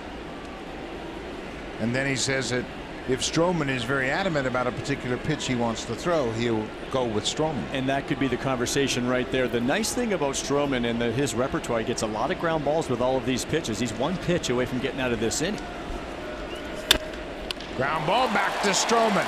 Tulowitzki is second. There's that double play. Marcus Stroman has now started 5 double plays, and that gets him out of a jam here in the 5th. Luke Maile with a visit to the mound said, hey, why don't you throw one right back to the pitcher? And then Stroman does his thing. Tulowitzki in time for the double play to end the inning.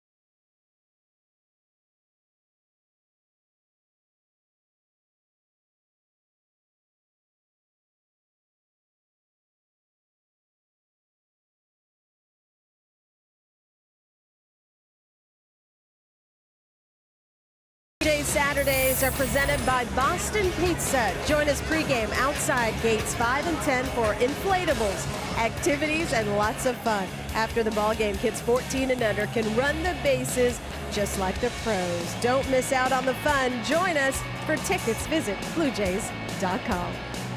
Always very popular in the schedule. That home Saturday afternoon game. The Blue Jays have that Junior Jays Saturday. Been a big hit with the fans. Dwight Smith lined out to the center fielder his only time up.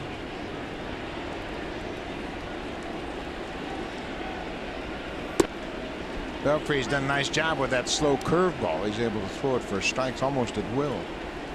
Just changed speeds enough with all 4 of his pitches, the fastball, curveball, slider, and that split finger, to keep these Blue Jays hitters off balance and certainly keeping them honest with the fastball inside. Smith uses an exaggerated leg kick, and it served him well in AAA. He hit over 300 with the Buffalo Bisons, and I've been impressed with the way he maintains control and consistency so far in limited at-bats, of course. And that's the big part of it. We see Jose Bautista, Josh Donaldson, many big leaguers do have that high leg kick. When the timing is all good and right, that's a great thing, but it's difficult to maintain. Belfry a little more aggressive to the rookie with his fastball. Throws a strike inside. That looks like a pitch right there that you should be swinging at, but in actuality, as a hitter, that fastball looks like it's coming inside for a ball, and then as it enters the hitting zone, it just sinks back over the inside corner. Lays off that fastball. It's a full count. Dwight's father, Dwight Smith, was actually drafted by the Blue Jays in 1984 in the 3rd round. He would be later drafted by the Cubs in the 3rd round in 1985. 3-2 pitch on the ground. Anderson is there, quickly to first in time. On away.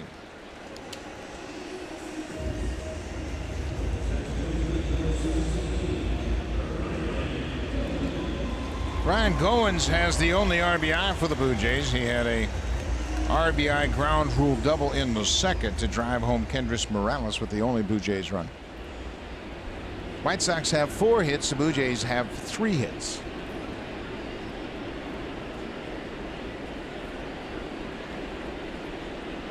.22 ribbies for Goins this season. Made the most out of his hits.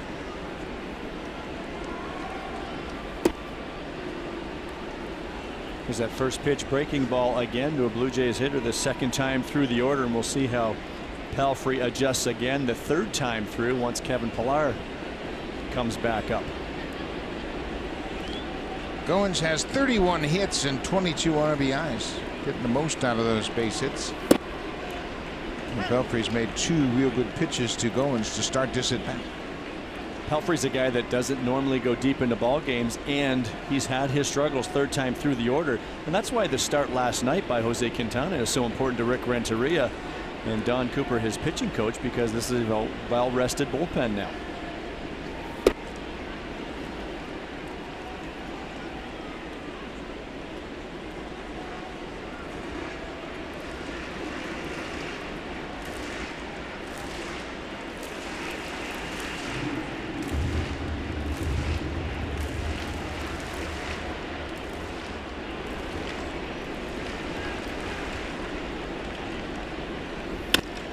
Goins hits it to left field, but Melky Cabrera has a beat on it, makes the catch, 2 away. Well, Pelfrey has done a terrific job settling down. White Sox getting a good effort from their starter here this afternoon. That trainer in the middle of your shot, that's Herm Snyder. He's in his 39th season as the White Sox head trainer and 41st in Major League Baseball. Began his career with the New York Yankees. Herman and I were together in the Puerto Rican Winter League. He was a longtime trainer for Ponce in winter ball, and he does a terrific job.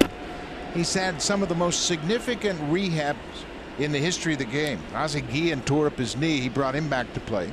Bo Jackson had that terrible hip injury in football, and Robin Ventura dislocated and fractured his ankle, and Herm was involved in all the rehab for all those 3 serious injuries. Terrific trainer and a good guy. Probably pretty well seen it all in those years. Luke Maile grounded out to third in his only at bat. Bottom of the fifth, 2-1 White Sox.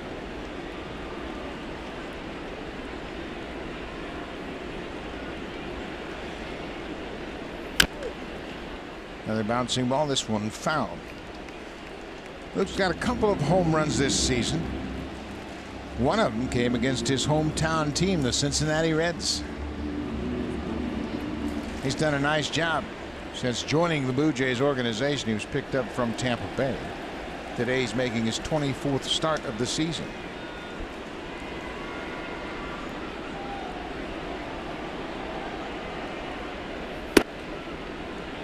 Well, Luke's done an excellent job behind the plate, but you know, Buck, as a catcher, you want to contribute offensively too, so he continues to get his work in the cage, doing everything he can. He's shown glimpses of it. He certainly wants to contribute more, but number one for me, priority is if you're backing up Russ Martin, I want a good guy behind the plate that can handle pitchers, and he's done that and more. Drives this one to right. Garcia backs up, makes the play. Pelfrey again retires the side in order for the third straight inning. He's retired 10 in a row.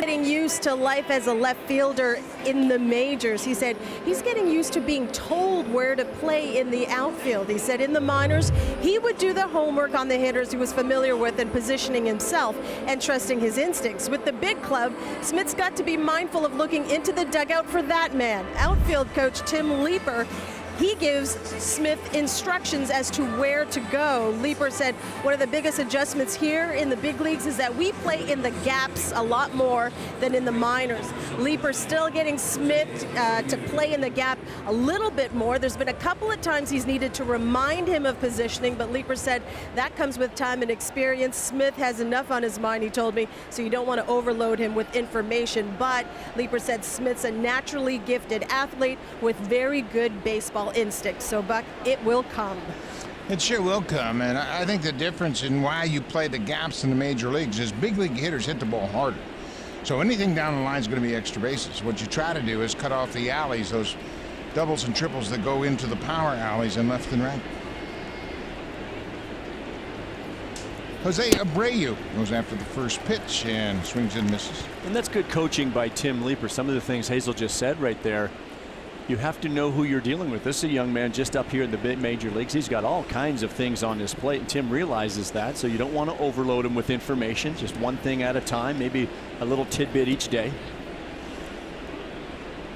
And you try to keep it simple, and they have so many signs from the bench. A couple moves to your right, move 3 steps to your left. You're too shallow, you're too deep, and you got to make sure you check on every hitter. And I think it's important too to know yourself, how you are as a player. Some players like to play shallow because they go back well. Some play a little deeper because they come in well. Stroman gets that fastball past Abreu. You know, it has changed so much over the years. Our hitter meetings used to be pull, straightaway, and opposite. And you just go down the list. Okay, Abreu would play him opposite, and everybody would play him to the opposite side of the field. Didn't have that much information.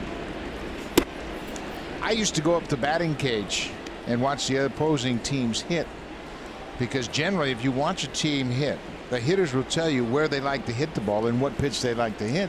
They may, for the first round in batting practice, work up the middle the other way, but as you watch the second round and third round. There's a breaking ball drilled towards center, and Abreu has just knocked it over the wall in center field. Jose Abreu with his 11th home run, third home run surrendered by Stroman here this afternoon, and the White Sox have a 3-1 lead. That's the 11th home run of the season for Jose Abreu. They've all been hit on the road.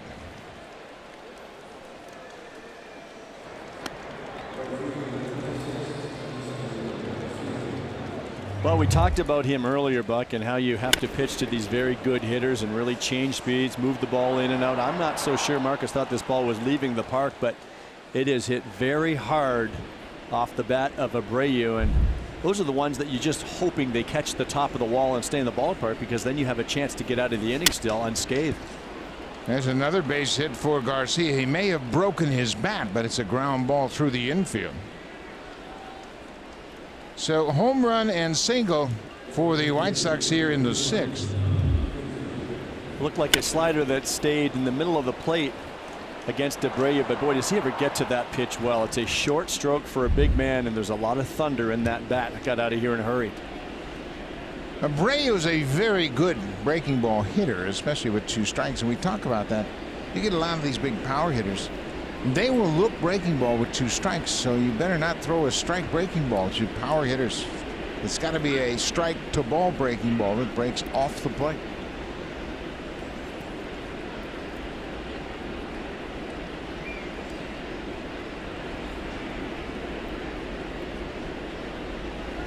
Todd Frazier pops this one up. Goins, the second baseman, right on the edge of the dirt. Now he comes in a step or 2, makes the catch.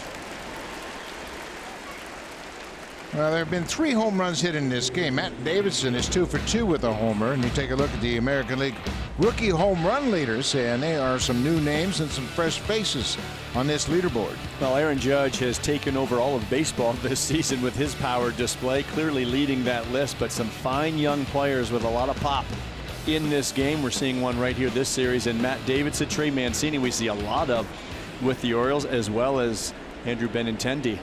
Some fine young talent in this league. Fastball strike. 2 for 2, his average at 266.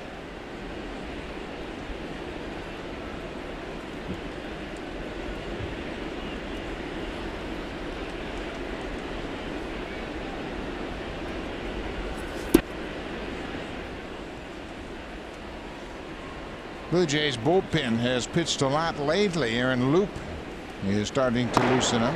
Loup pitched an inning in the game last night.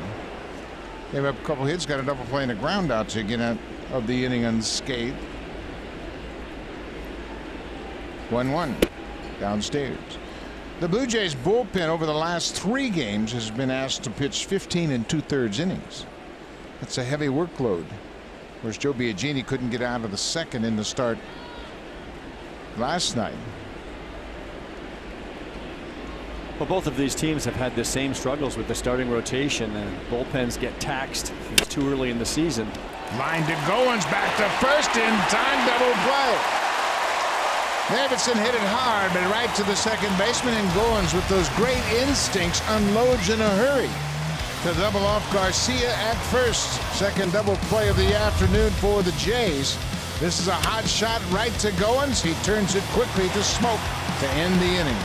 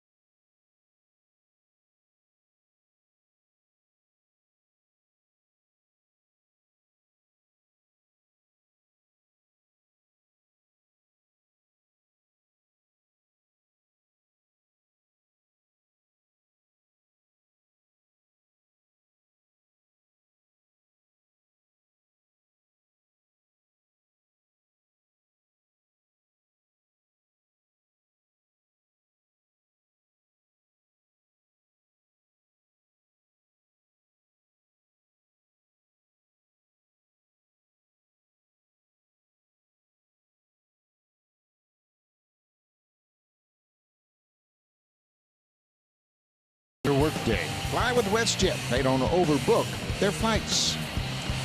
Good crowd on hand again this afternoon, Saturday afternoon at Rogers Center. And the WestJet flight deck is always full of great fans having a good afternoon here on this Saturday afternoon. And the kids are special. Junior Jays a Saturday, every Saturday at home here at Rogers Center. Top of the order for the Blue Jays. Third time they have faced Mike Pelfrey. First pitch is outside. Pelfrey, as we mentioned, has limited opponents to a .203 average the first time through the order. But the third trip through the batting order has not treated him well. They've hit .448 third time through the order.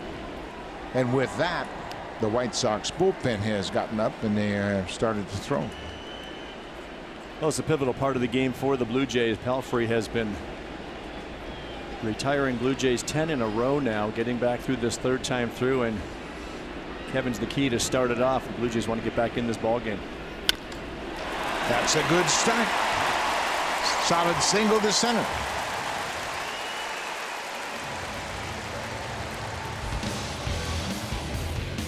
Buy 6 cans of Beauty Tone paint and get the 7th free. Available exclusively at Home Hardware and Building Center locations. Beauty Tone, Canada's color experts.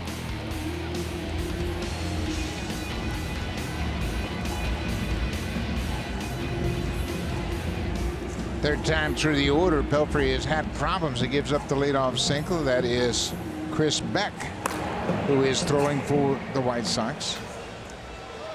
Don Cooper is out to have a chat with Mike Pelfrey. And obviously, anywhere in this Blue Jays lineup, they can strike and strike quickly. Rick Renteria and his bench coach, Joe McEwing, on the bench. Quick meeting from Cooper. And I'm sure there's going to be a very short, quick hook here this inning. Rick Renteria is not going to wait around very long. You talked about the struggles Pelfrey has had. Third time through the batting order, and when that third time is at the top of the order, Kevin Pillar on base, but you've got a couple big ones coming up. With a 2-run lead, Renteria does not want to see this slip away. Trouble for the White Sox with Donaldson and Bautista, the next two batters.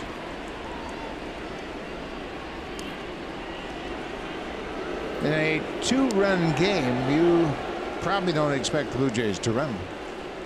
Both Donaldson, Bautista, Morales, Smoke, Tulowitzki, they can all hit balls out of the ballpark, so you're not going to run into an out here.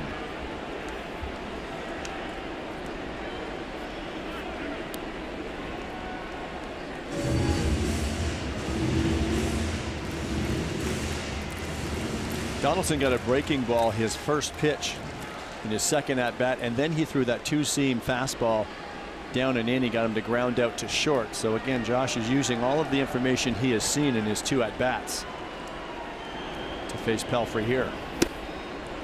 There's that 2-seam fastball that runs back over the outside corner. Donaldson 0 for 2 so far this afternoon. But in the month of June, he has hit 5 home runs. Can see how animated he is in the box. He's getting his rhythm. He's got his timing. He has that little wiggle going. Look at that front foot up and down. That's a timing mechanism for Josh.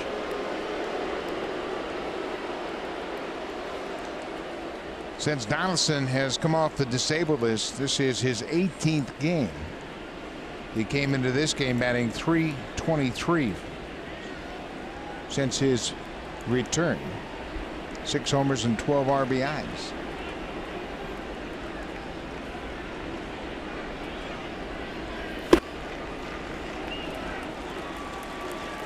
You watch that ball miss the outside edge. Jacoby looking at the scouting reports. Could be keeping an eye on Chris Beck out of that bullpen in case he sees him real soon. He will be prepared to speak to the hitters coming up if a new pitcher should enter this ball game.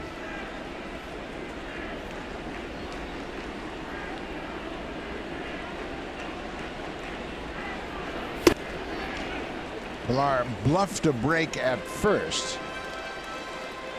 I don't think he had any intention of running, but he kept looking antsy over there. And if you bluff a break, you might get a middle infielder to take a step towards second. You could, and there's give and take there. You could get a middle infielder to move, which is a great thing. The other thing, can it be distracting to a right-handed hitter? Possibly. His focus is on the pitcher, of course, but when you see movement with your peripheral vision at the corner of your eye, that could be. So if I got Josh Donaldson at the plate, I'm saying you just go hit, big man. Bouncing ball up the middle. Anderson steps on second, throws to first for the double play. Jim Anderson, a very athletic shortstop. He's got a lot of range and a strong arm. He went a long way to glove that, step on second, and threw all in one motion to complete the double play. Well, Pelfrey gets another ground ball. This time Donaldson bounces it up the middle, and for Anderson, it was just perfect timing to field that ball on the run, running right toward that second base bag. Shows that athleticism again. We talked about it a lot last night, completing the double play with that throw to Abreu. The Blue Jays hit into 4 double plays last night. That's the first of the afternoon. Renteria and Cooper now talking about where they are in the Blue Jays lineup.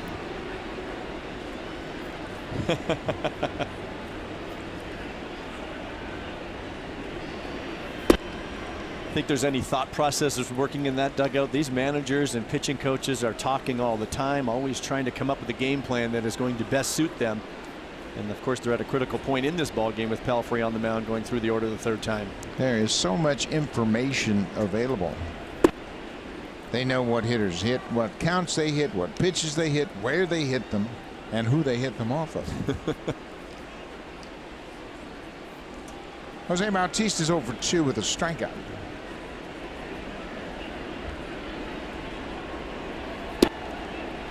Pelfrey just has not thrown too many pitches over the heart of the plate to the big bats in this lineup. You can see Renteria and Cooper talking about the Blue Jays lineup. They got the lineup card there talking about where they are.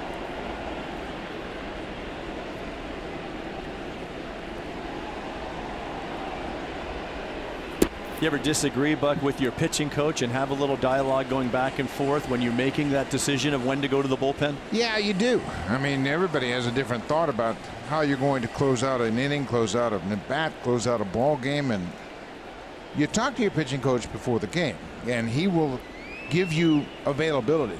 This guy's got 40 pitches. This guy's got an inning. This guy can give us an at-bat. And now you see Cooper's talking to the bullpen now. They're probably going to get somebody else up. And they do. But yeah, you'll have disagreements. I mean, everybody sees things differently. But before the start of the game, Mark Connor was my pitching coach, and he would always give me a list of availability, who's not available, how many innings this guy can throw, how many pitches this guy can throw. And then we would put a game plan together and go from there. And it's situation specific as well. We saw Beck up in the bullpen for a situation that may have arisen there, but that's not going to happen now after the double play by Donaldson. So now you go to plan B in case you have to come in with a runner on. Popped up and playable. Right side of the infield. Abreu calls for it, makes the catch. Bautista's retired. A leadoff single erased by the double play and a pop-up. 6 complete. Pelfrey has a 3-1 lead.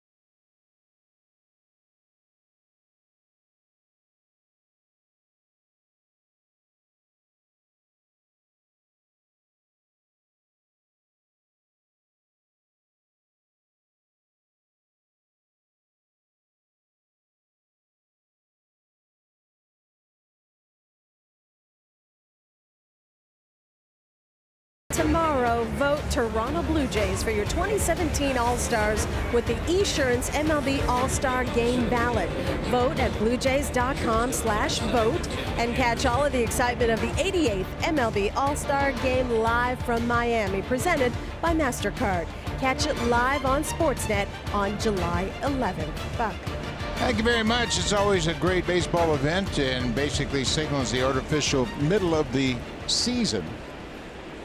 Pre-All-Star break, post-All-Star break, they're always broken down seasons in that fashion. Should be a wonderful All-Star game. A lot of new stars probably will make their first appearance in a Major League All-Star game. Tim Anderson, the shortstop. He's 0 for 2. Marcus Stroman trails 3-1. 3 solo home runs allowed by Stroman. That ties his career high. He also surrendered 3 home runs in a game July 15th last season at Oakland to the A's. Because he throws so many ground balls, never expect him to give up 3 homers in a game. Well, that's exactly right. And the one thing too is they're all solo shots. That has kept his team in the ball game, and Marcus right back out here in the 7th inning to keep his team in the game. Breaking ball squibbed down in front of home. Maile with a quick play to first. Nice job by Luke Maile. Flipped the mask off, came out quickly from the crouch and made a strong throw to first. This is a do or die play for a catcher. You don't have time to come around this baseball and line up to first base. Luke is going to go directly at the baseball, spin and fire. And what he did so well is he kept that front shoulder in when he made this throw. Sometimes catchers will field this and they'll fly open and they'll airmail that ball to first base. That's an excellent play and much appreciated by his battery mate. First out of the inning, always a big one. Omar Narvaez. Narvaez 0 for 2.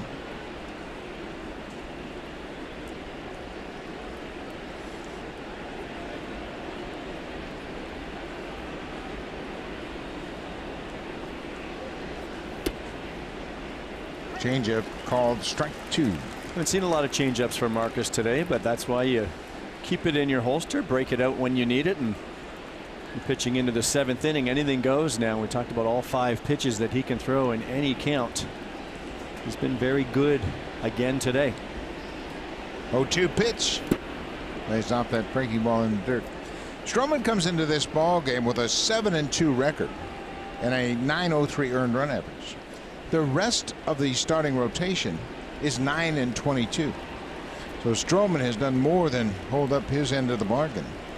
And we mentioned the inconsistency of the starting pitching has been the difference between this year's club and last year's. Well, anytime you stay just over a 3 ERA, you are doing your job and more. The average starter's ERA in the American League now is closer to 4.5. So he's doing an excellent job, and it's certainly different than last year. They've had their injuries, they've had their struggles, but this rotation is going to have to rectify things. And Pete Walker has had a lot on his plate this season.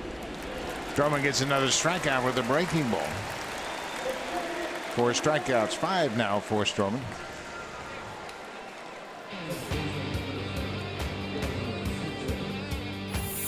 This 4K broadcast is brought to you by the Samsung QLED, the next innovation in TV.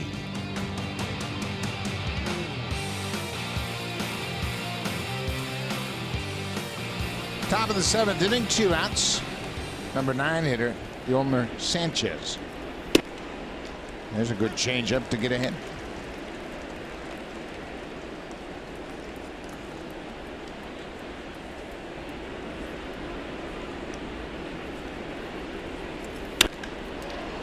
High fly ball to deep right. Bautista with a long run, and he's going to get there. Jose stayed with it. Makes the catch right in front of the scoreboard in deep right center. And Marcus Stroman, another 7-inning outing. 3 up, 3 down. Now he'll look for some offense. Morales, Smoke, and Tulowitzki, bottom of the 7th.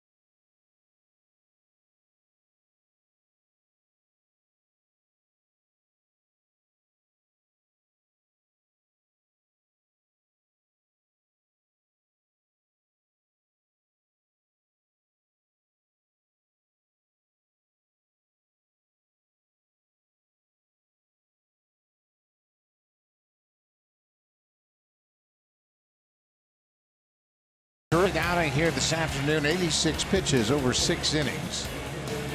He allows just 1 run on 4 hits. Ryan Goins the only RBI. He had a ground rule RBI double, no walks and 5 strikeouts. Did a nice job of mixing up his pitches. And he's in line for the win. He's been pitching very well of late and continued that here this afternoon. Well, they kept Blue Jays hitters off balance all afternoon. We talked a lot about the fastball that he continued to pound away to the right-handed batters. That 2-seam fastball, bringing it back over the outside corner, pounded them in as well. Dan Jennings working in his 31st game of the season. In 26 1/3 innings, opponents hitting .240 against him. He's tossed at least 2 innings in 4 of his last 7 outings. But in his last 15 appearances, opponents have hit just .135 against him. Lefties hitting just .237 against him this season. So Rick Renteria trying to bridge the gap before he gets to the back end. Derek Holland, the fellow starter, doing a little post-outing interview with Mike Pelfrey. Well, Mike, you had good stuff today. How did you feel out there? Well, you know, I was just trying to stay within myself and do my best. I wasn't trying to do anything more than that. You know, this is a very good hitting lineup that I have, and they scored me some runs today. Holland says, thanks so much for your time. Good luck in your next start. Who says ball players don't have fun? Kendrys Morales turns around the mat right-handed for the first time. Kendrys is 1 for 2. Thanks for being a guest on our show. You get a nice orange soda.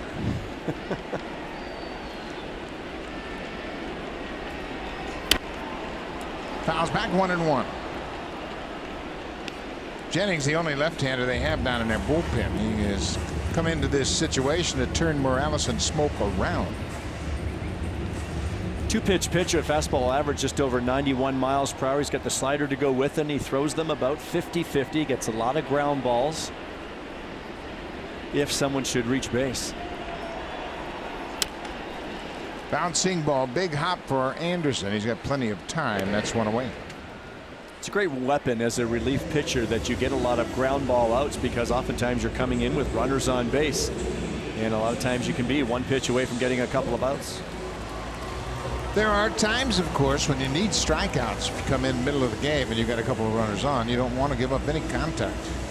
But Jennings now gets clean innings to start, and he retires the first batter. Smoke has struck out twice. He's probably glad to see Pelfrey out of the game.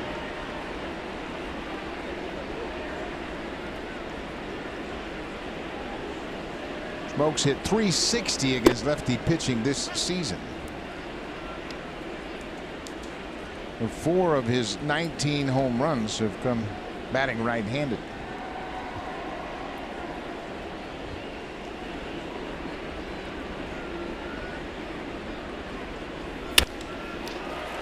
Smoke continues to wear out lefty pitching. He gets a 1-out single to right.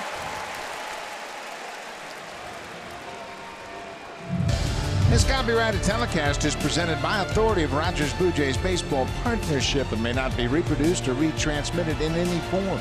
And the accounts and descriptions of this game may not be disseminated without the express written consent of Rogers Blue Jays Baseball Partnership. Saturday afternoon baseball, the White Sox have hit 3 home runs. 3 solo home runs, that's accounted for all 3 of their runs. Rick Renteria has come off the bench, and he has made the call to the bullpen, so Jennings gets 1 out and gives up a base hit. He is done. Chip Beck will come on, the right-hander, to face Troy Tulowitzki with a man aboard and 1 out.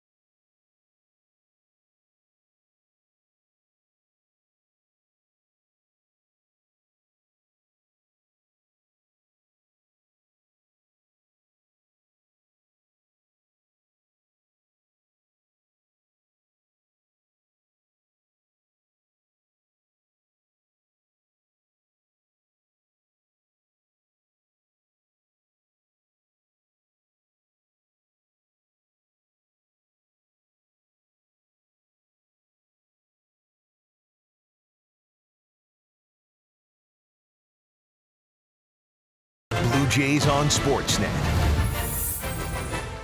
Presented by the all-new 2017 Honda Rebel. Live your life. Love your ride.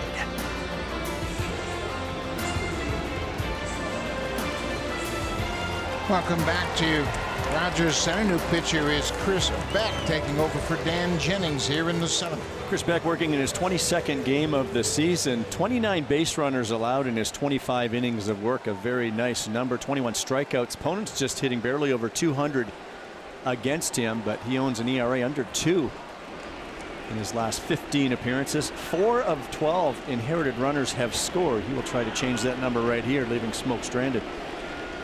The White Sox bullpen from the 7th inning on has been terrific. They have slammed the door on opposing lineups. Beck misses with the first pitch. And we have talked about their pitching coach, Don Cooper, what a great job he has done. This bullpen has surrendered just 183 home runs since 2013. That's the fewest in the American League. The bullpen is stingy. Tulowitzki 1 for 2. Now it's 2-0. Beck's got a big arm. He'll average almost 95 miles per hour with the fastball. Slider and changeup mainly. He'll mix in an occasional curveball. He can get a ground ball too. Close to 50% ground balls. He'll be looking for one right here off the bat of Tulowitzki. Number of plays have been a problem in the first 2 games for the Blue Jays. They've had 5 double plays they've hit into. Not close. 3-0.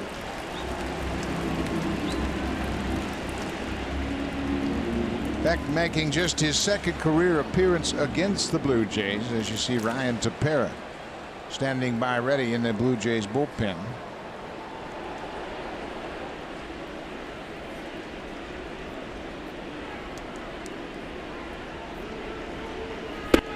There's a strike.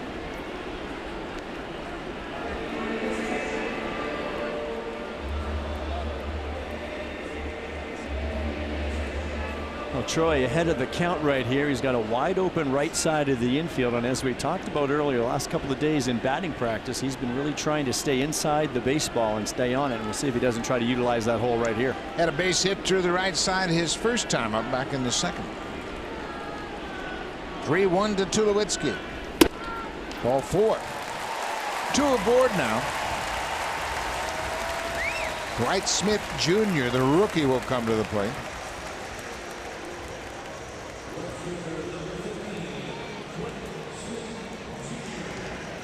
So Don Cooper is going to come out and give Chris Beck a little scouting report. They don't know much about Dwight Smith Jr., but they will go over what might be best for Beck in this situation. You can see him talking to the catcher as well. You can pound him in with the fastball. Give him some options. Let the battery make up their mind.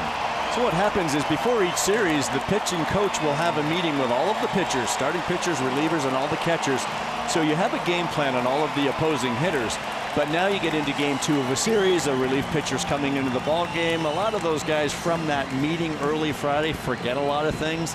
Now you're deep into the ball game here in the 7th inning. You've got Dwight Smith at the plate, not necessarily a regular for the Blue Jays. So Don Cooper is just going out to reiterate the game plan and the plan of attack here against the Blue Jays' young left-handed hitter. And what it does is it frees up the pitcher and the catcher, because the pitching coach has just come out and laid out the plans for you. So now all you have to do is execute. You don't have to come up with a game plan. You've been presented that plan by the pitching coach. 1 out, 1st and 2nd. Dwight Smith 0 for 2 so far. Missed with that first pitch cutter.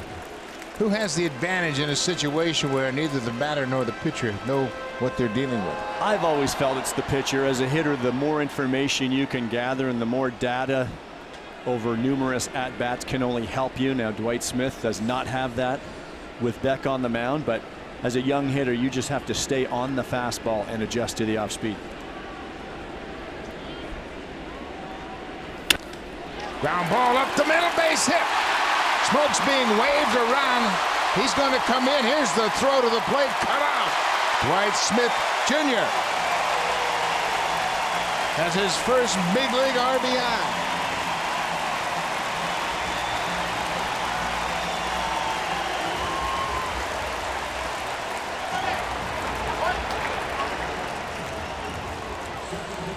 And that's exactly why you stay on the fastball. Your timing has to be fastball ready. You don't know a whole lot about the pitcher out on the mound. And Dwight Smith, again, we saw him last night stay on a ball when he got that one at bat late in the ball game, and it's so important to stay on the baseball. And he got this towards the end of the bat just a bit, but was able to hit it hard enough to get it up the middle and get the Blue Jays back within one. So Beck doesn't get anybody out. He walks a batter, gives up a base hit. Now Tommy Kahnle. Kahnle coming in, trying to put out the fire, first and second. All of a sudden, it's a one-run game.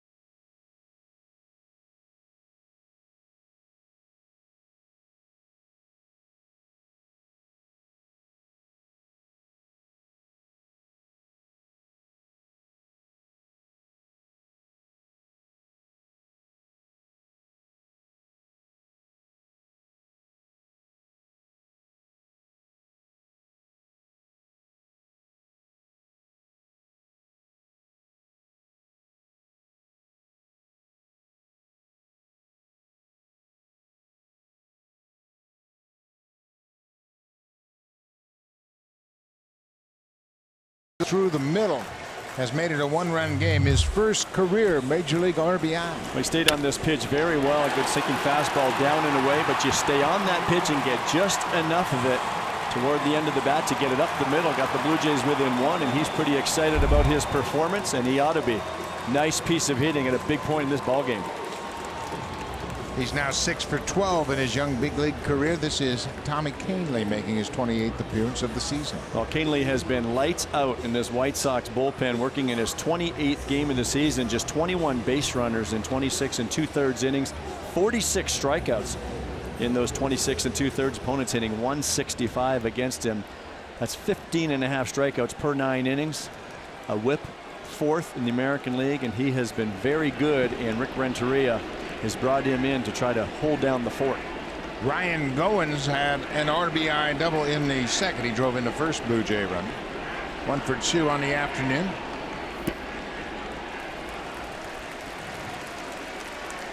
Russell Martin has grabbed the bat.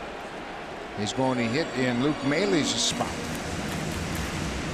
Blue Jays trying to mount a comeback, and they have been very proficient at coming back this season. Kahnle has averaged 98 miles per hour with the fastball. It's a big arm with a slider and a changeup.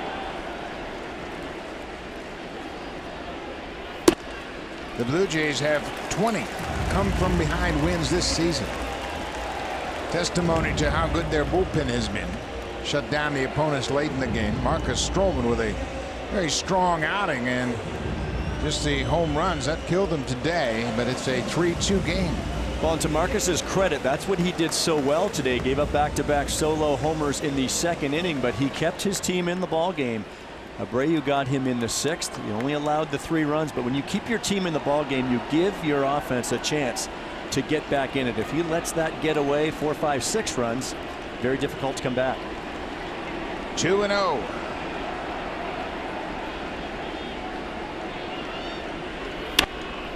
Owens fouls it back.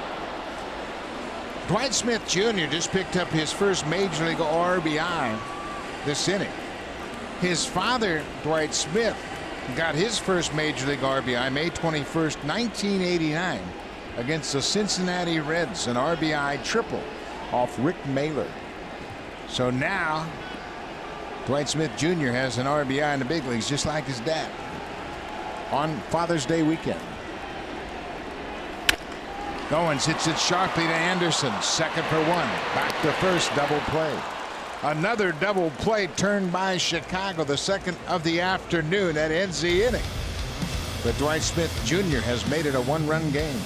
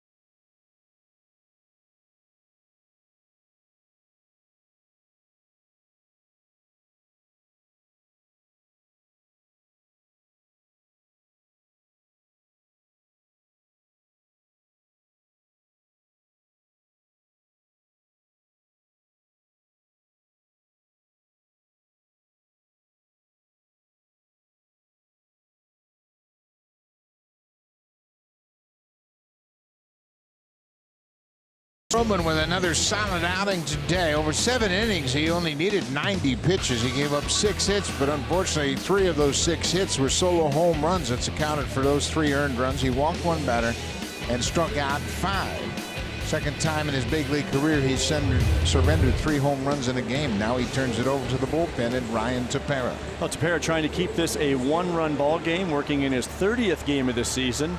38 base runners in his 35 2/3 innings of work. He's done an excellent job. Opponents hitting just 168 against him. Ryan struck out 37 batters, pitched a scoreless inning here last night, including yet another strikeout.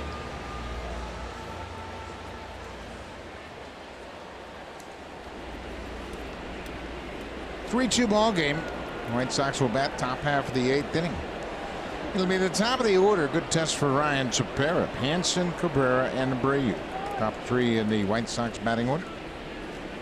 Chicago 3 runs on 6 hits. The Blue Jays 2 runs on 6 hits and an error. Each team has stranded 3 base runners.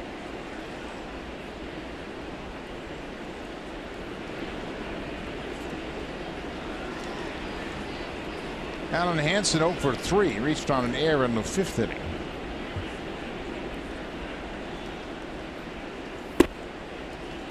Tepera jumps ahead with a strike.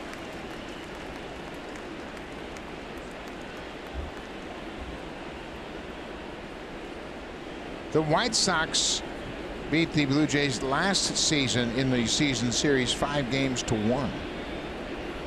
They won the opener here yesterday, and there's a slap bunt, but it's bunted foul.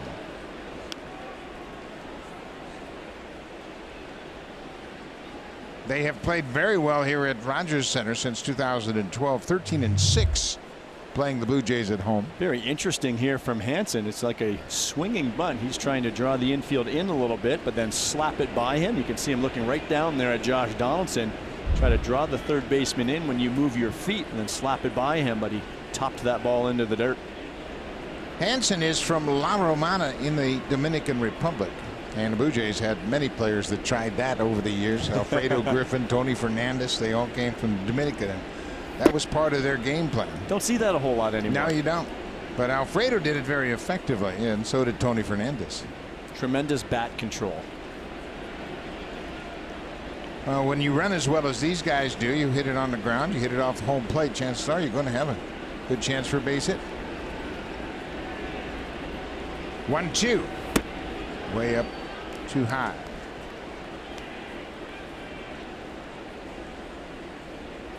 Well, Ryan's got a big arm, 95 miles per hour with the fastball.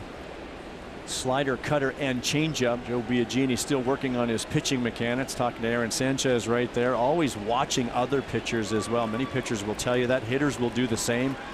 Try to learn by watching others out there. Base hit right over the mound into center field for Hansen. Big turn around first, and he'll stop there. Pilar plays it back in. That's his first hit of the afternoon. Leadoff single here in the 8th. First hit today for Hansen. He did a lot of damage here last night. This is a fastball from Tepera out over the plate. Hits the ball hard right past the pitcher and up the middle. Quick reaction there by Tepera, but he's not coming up with that one. That would have been plays of the week. Tepera this season has averaged 9.3 strikeouts per 9 innings. It's his best career average for strikeouts. Melky Cabrera 1 for 3. Hansen just one stolen base attempt. He was successful. Back in the minor leagues in 2016 while playing with the Pirates, he had 36 stolen bases in AAA. Maile keeping his eye on DeMarlo Hale. They're going to throw over again. There are several different signs, Joe, to control the running game, several different plays, and now both dugouts are active. Very active. Oftentimes you'll see a catcher flip his thumb. Some teams will use a 5 series. 5-1 would be throw over. 5-2 would be pitch out. 5-3 would be slide step. Now he's just going fastball away. And he missed. The best way to diffuse a stolen base attempt, throw strike 1. Then you eliminate the number of pitches a runner has a chance to run on. And you give the other team options too when you fall behind. Now, good hit and run counts are generally when your hitter is an account that you should get a fastball. Where bunts it off home plate. Tepera has one play. That's the first. Nice scoop by Smoke. One out, man at second. Drive of the game brought to you by Honda. Proud fan since 1977 and official vehicle of the Toronto Blue Jays. Well, Jose Abreu had bounced out twice against Marcus Stroman, but in the 6th inning he got a 2-2 slider right over the middle of the plate, and he elevated it over the fence in center field. It put the White Sox up 3-1. The Blue Jays clawed back for 1, but right now that still is the difference in this ballgame. So he is a dangerous hitter. His home run number 11, 41 RBIs for the big first baseman. They've got a base open, but it looks like they have a plan of how they want to attack him. Avisail Garcia is on deck, and he singled his last time up, and he's got the second best batting average in the American League.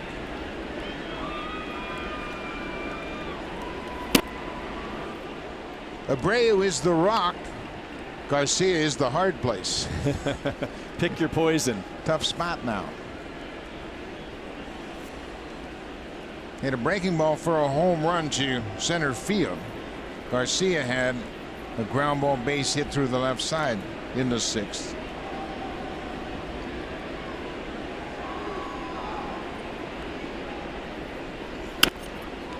I think that's where you have to pitch him. In on his hands, tight with the fastball. And that's the one thing that makes him so special. When hitters can handle the fastball as well as the off-speed pitches, that's when you have to really pitch. And by pitch, I mean move the ball in and out, change speeds back and forth, elevate up and down. Any pitcher that has command, it's going to give yourself a better opportunity against these good hitters, because when you miss your spots, these are the guys that can do a lot of damage.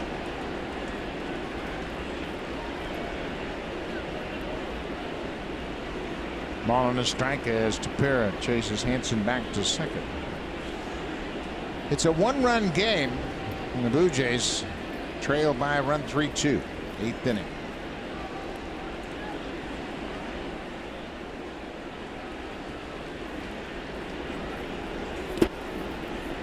Good job by Maile to keep that ball in front of him. Abreu is now 30 years old. This is his 4th season with the White Sox. He was signed out of Cuba. He played 10 seasons in the Series Nacional in Cuba, played for Cienfuegos. As a hitter in the Cuban big leagues, he had .341 over those 10 years. Maile will use a series of signs with a runner on second base to make sure that runner does not pick up the sign and possibly relay it to his hitter. High fly ball. This one's going to stay in the ballpark. Pilar calls for it, and Dwight Smith almost collides with him.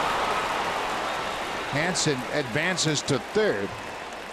And now they're communicating once again, and obviously the center fielder has priority on those fly balls, but Smith making his 2nd career start in left field next to Pilar. They almost collide. It's Kevin's ball all the way as a center fielder, but it looks easy as we watch it right here, but it's so difficult because there's crowd noise going on in the bleachers out in center field, and outfielders will tell you all the time. That's one of the biggest difference in the major leagues compared to where Dwight Smith just came from. In the minor leagues, there's nobody out there. You can hear each other no problem. This is a very different scenario up here at the big league level. That's a great point. There are very few stadiums in the minors that even have fans in the outfield anymore. So now you come to this big leagues, and not only do they have fans in the outfield, but there's 3 decks of fans in the outfield. And it's just a fly ball, but as it gets closer to the wall, of course, they're starting to cheer and you hear that noise, but that's something Dwight will learn in a hurry, and Kevin will continue to improve that communication with him. Abisail Garcia 1 for 3. Batting .337, 2nd in the American League. They're going to crowd him. They didn't get it in. Boy, they got away with one there. Didn't get it quite far enough in. Garcia, a very good first pitch fastball hitter. And he knows it. He knows that he missed a pitch right there. Tepera trying to get in there. Got it on the inner part, but I think Garcia was looking in there and just missed his pitch. Big run at third to save for the Blue Jays. Tepera gave up the leadoff single to Hansen. Moved to second on the bunt. Advanced to third on the fly ball. Elevate the fastball here to Garcia. That's a little more effective. 1-1 now. Interesting you say a little bit more effective, because I was always taught coming up calling a game as a catcher, coming inside does not do anything to the hitter unless you make him move his feet. And you see where Garcia finished there, out of the right-handed batter's box. So that's a little bit of a wake-up call. Now he's conscious of that fastball in. We'll see maybe if Maile thinks about going back away here, or if he continues to pound him on the inner part of the plate. Maile wanted it inside. Tepera wants to go away with the breaking ball. He likes his cutter out there. Boy, he overcooked it. Maile just saved a run. Luke's done a great job blocking balls. And it's a very challenging situation for a catcher to join a team mid-season. Not easy either with the cut fastball from Tepera. It's 89 miles per hour. You do not have a lot of time as a catcher to move to your right. Did a great job getting out there as far as he could, but more importantly, keeping that glove fairly close to the ground. He got lucky it went right in it, but that's a tough pitch to keep in front of you. How far away from home plate that ball hit the dirt. You just don't have the time on a fastball or anything close to 90 miles per hour, as opposed to the slower breaking ball. They're going to walk it, man. Maile got the instruction from the dugout after Tepera fell behind 2-1. John Gibbons got Maile's attention, said we want to put him on. John Gibbons giving signs now to Luke Maile in terms of the first and third defense of the double steal. If that runner from first takes off, where are we going with the baseball? Are we throwing it down to second? Are we going to pump fake? Keep an eye on the runner at third. And that's what it looked like Gibby was saying. Watch with your eyes that runner at third base. Yeah, I don't think they can afford to make a throw should Garcia take off for second. Hansen's got too much speed at third. So now Todd Frazier has homered in his 3 at-bats. On Maile with another good walk, ball in the dirt. That is such an important aspect of catching, because now you have freed up Tepera. He can break off his best breaking ball, and if he bounces it, Maile's more than likely to block it. Gives you all kinds of confidence as a pitcher, and that's the catcher's job, to instill that confidence in your pitcher to go ahead and bury it. I've got your back. Try to make your best pitch. Tepera not sure about that pitch inside. He stepped off the rubber. Maile looked like he was going to set up inside. So let's see if Maile gives Tepera another option. Two-seam fastball on the inner part of the plate. Got him, jammed him, and Donaldson boots it. A ground ball to the third baseman. Donaldson will be charged with his second error, and that allows Hansen to come in and score. Donaldson made an error on Hansen on a ground ball in the 5th inning, and this one gets away from Josh, and Hansen comes in to score, and it's another run. Now it's a 4-2 ball game. Well, it's really too bad for the Blue Jays and for Ryan Tepera. He made a great pitch on Frazier right here, throwing that two-seam fastball inside. Again, Josh is right there to make the play. It just goes off of his glove. See that last bounce on the dirt? Nothing funny about it. Just went off the heel of his glove. So it is a 4-2 White Sox lead. This is Matt Davidson. He's 2 for 3. First pitch strike.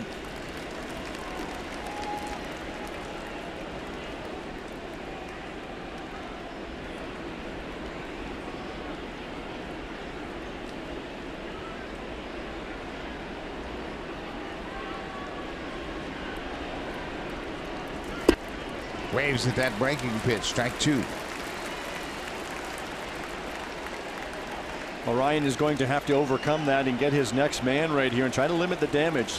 White Sox have added a very key insurance run here late in this ball game. Always more difficult when you're down 2 as opposed to just the 1 run when that tying run would come to the plate each time. Too far away.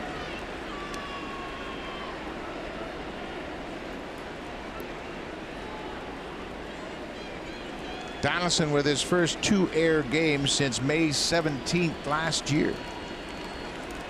A couple of ground balls he couldn't make the play on. 1-2 to Matt Davidson. Got him. Another breaking ball for the strikeout, but the insurance run comes in for Chicago. Blue Jays trail by 2 as we go to the bottom of the 8th. Now time for an update. Here's Jamie Campbell with Greg Zahn in the Samsung broadcast studio.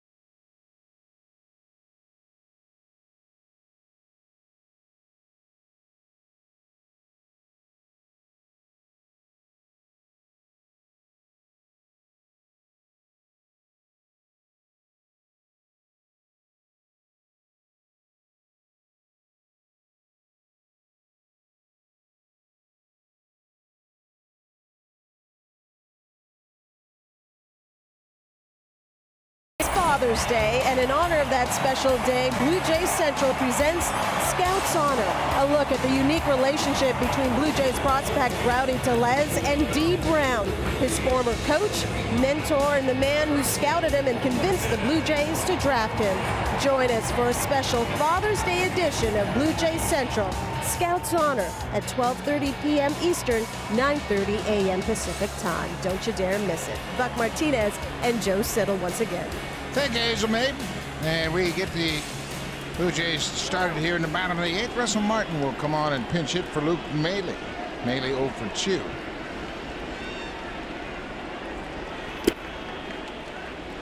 Chris Beck pitched to 2 batters and then Tommy Kahnle came in to get the double play of Ryan Goins to end the 7th inning. Now Russell Martin will try to get things going here in the 8th. Blue Jays trail by 2. 98 with some sink. Kahnle with a very good arm, averaging 98 miles per hour with a fastball this season. Also got a slider and changeup that he mixes in, but a high strikeout guy, averaging over 15 per 9 innings. Blue Jays need some base runners. Got to get something going here.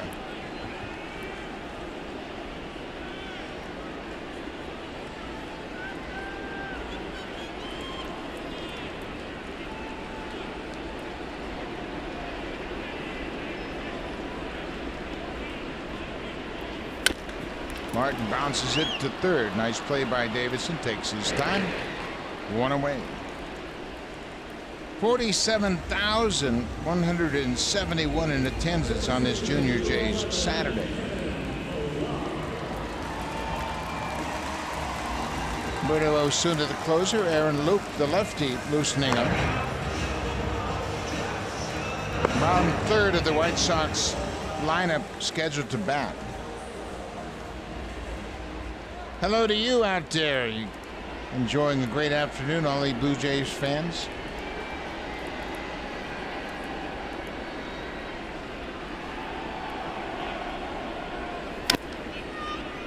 Pilar fouls it off. Pretty good changeup at 90 miles per hour. That's when you know you have a pretty good arm. Kahnle will throw that changeup about 20% of the time too, so he certainly incorporates it into his repertoire. Also got the slider that we may see right here. Mike Winters calling Pilar for the swing. It's 0-2. Kahnle was originally drafted by the Yankees in 2010, and then he was taken into Rule 5 draft from New York to Colorado. The White Sox picked him up in a trade in November of 2015.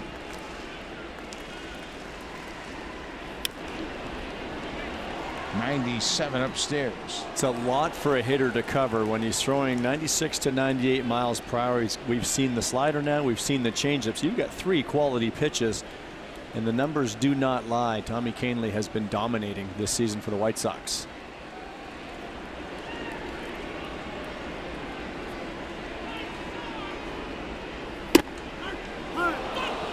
Called strike 3. The breaking ball right at the top of the strike zone.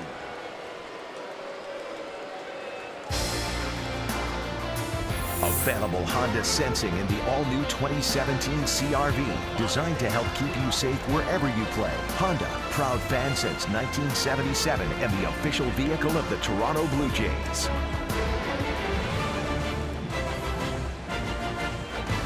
Big business today at the Blue Jays shop. A lot of fans picking up some more Blue Jays memorabilia, and it's an active store. Josh Donaldson fouls back the first pitch. Kahnle, with 2 outs this inning and 2 outs in his previous inning, has now surpassed last year's total innings in the big leagues. Last year, pitching for the White Sox in 29 games, he worked a total of 27 1/3 innings. So this is his 28th appearance. He had 29 all season last year. So he's become a big part of this very effective bullpen. We've talked a lot even in these last 2 games, the struggles of the White Sox rotation, and when your rotation struggles, we've seen it at times with the Blue Jays, you really tax that bullpen, and that's not a good thing. Even if they perform well, that's generally going to come back to haunt you later in the season. Fastball, foul tip into the catcher's mitt. The Sox bullpen, they're 4th in the American League ERA. They're 2nd in hits per 9 innings allowed. They've only allowed 24 home runs. That's 4th best in the American League. They've done a nice job. They get the strikeouts. They don't give up many hits, and they don't walk many. Donaldson called out on a fastball on the outside corner at 98 miles an hour. Tommy Kahnle retires the side in order in the 8th.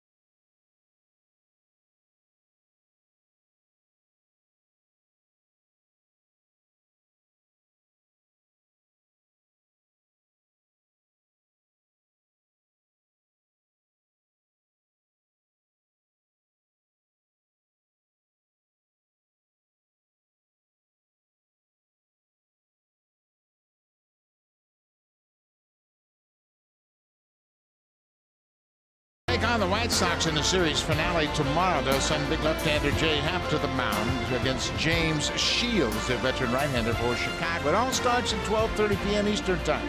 That's the pregame show with Jamie Campbell and Greg Zahn. That's 9:30 a.m. Pacific Time. More Blue Jays baseball. Join us once again tomorrow. Sox and the Blue Jays wrapping up the 3-game series. Aaron Loup comes on to start the 9th inning. He'll face the bottom third of the White Sox order. Loup pitching in his 32nd game of the season. In 24 innings, he has 25 strikeouts. Had some trouble with lefties. They're hitting .421 against him with a few extra base hits over his last 12 games. Came in last night and pitched a scoreless inning after giving up a couple of hits. He got a double play off the bat of Yolmer Sanchez. Russell Martin takes over defensively after pinch hitting for Luke Maile. Father's Day weekend, a lot of dads here, and there's a first pitch drive to the alley in left center. Tim Anderson is headed for second. He will stop there as Dwight Smith Jr. plays it back in. He jumps on the first pitch from Loup, picks up his first hit of the afternoon.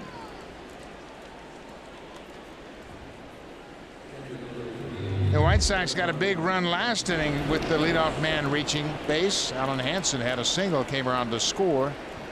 Smith plays it off the wall, and Anderson ends up at second base with his 10th double of the season. Well, same thing happened to Aaron Loup last night. He came in and just tried to get ahead with a first pitch fastball. Last night it was Tim Anderson that bounced the ball up the middle. And here it is again. Tim Anderson jumping on it and drilling it into the gap.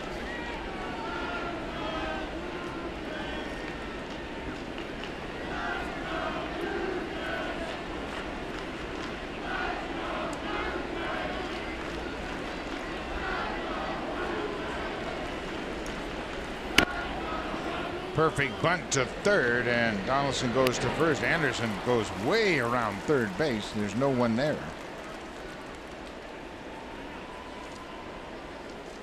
Well, Buck, you've talked a lot about Rick Renteria's young club here in this rebuild and how they run balls out very hard and try to play good fundamental baseball. This is just an excellent job by Omar Narvaez. Watch him square and create the bat angle. That's what you want to do. Create the bat angle and get it out front towards the front of the plate.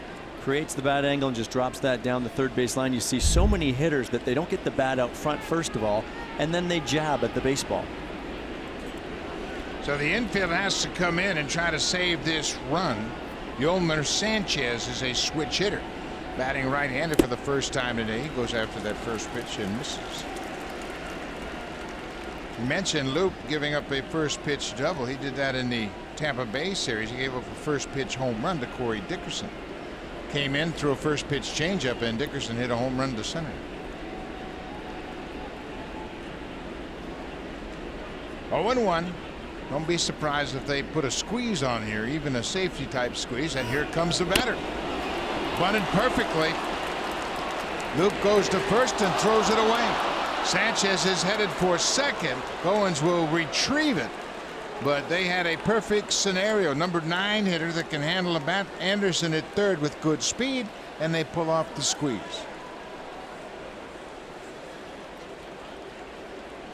Well, you could not have painted a better picture, and as soon as you got the words out of your mouth, sure enough, nice job by the base runner not committing too soon. And when you don't commit too soon, the pitcher cannot alter his pitch. Nice job getting the bunt down by Sanchez, and then Loup just rushes that throw. Look at the base runner coming. If you get this ball down, there is no defense of saving that run. Excellent execution by the White Sox. You can bunt it anywhere as long as you get it on the ground, and he did exactly that. He picks up the RBI and a sacrifice, his 17th ribby. An extra run here in the 9th.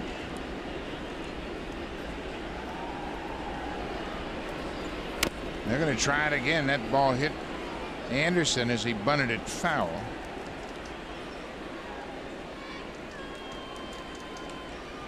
Well, Rick Renteria playing fundamentally sound baseball, and he's done a nice job since taking over as the White Sox manager.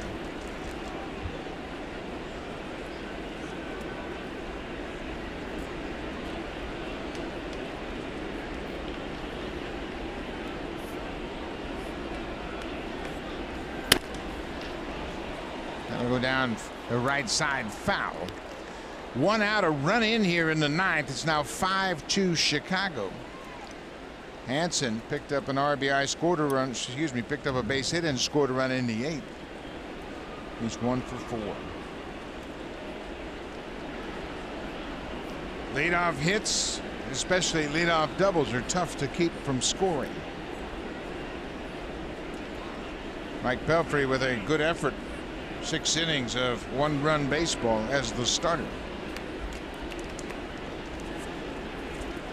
We've talked about how well the Sox have been swinging the bats lately, and that's what they did. Not just the 3 home runs, but the ability to add on the run in the 8th and add on another one here in the 9th to extend that lead. Runner going to third, and they're just keeping the pressure on. Not sitting back and waiting for anything to happen. Sanchez took off. The ball was fouled back. And that's why as a pitcher you have to have your head on the swivel and be aware of what's going on around you. Oftentimes base runners will tell you it's easier to steal third base than it is second base because you can get off the second base bag so far, get a walking lead, and if he's not paying attention you get a great jump. The White Sox have won 8 of their last 9 games against the Blue Jays.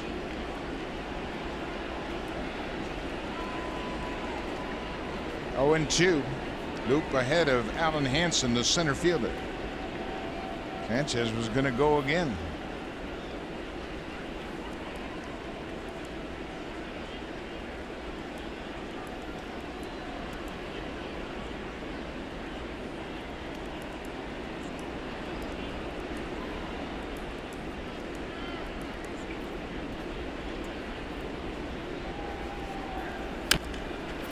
Bouncing ball toward third, but foul.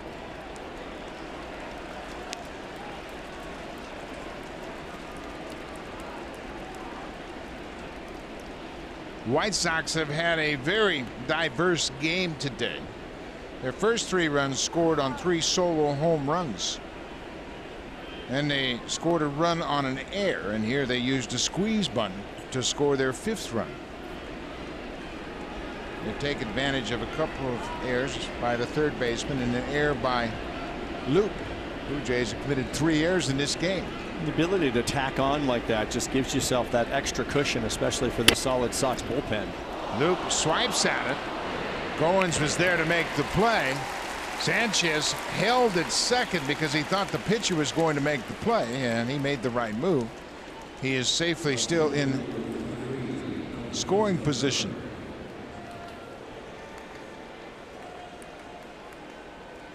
Tricky play for a runner on second base because the ball's going back to the mound. He did the right thing by stopping, because oftentimes you'll see runners take off. They end up getting thrown out at third base, which is not the right play, but good thing Ryan Goins was right behind Loop to field that ball cleanly. Marcus Stroman started this game and pitched very well. He scattered 3 runs over his 7 innings of work, allowed 6 hits, but as we mentioned, those 3 runs all came in on solo home runs. This time Loop makes the play on Melky Cabrera, and that'll end the inning, but the White Sox score a run in the 8th, 1 more here in the 9th, and they've taken a 5-2 lead. The big bats for the Blue Jays coming up in the bottom of the 9th. Bautista, Morales, and Smoke.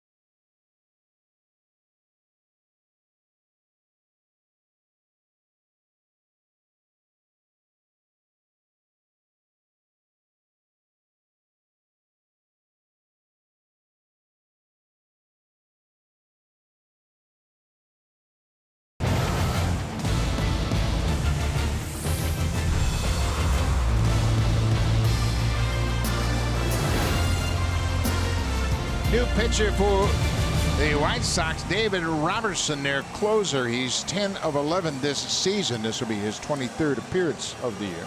David Robertson, just 23 base runners in his 24 and a third innings. 8 walks and 35 strikeouts. Opponents have hit just 161 against him. He's converted his last 5 save opportunities. Over 5 2/3 scoreless innings. He retired 14 the last 15 batters he's faced with just 1 walk in there. So Robertson on, and he'll have a tough assignment. Bautista, Morales, and Smoke. But he's got a 3-run cushion now, thanks to a run in the 8th and a run in the 9th. Tommy Kahnle, an inning and 2/3, and he retired 5 batters. He faced 4 and got a double play off the bat of Ryan Goins. Then he got Martin to ground out, struck out Pilar, struck out Donaldson.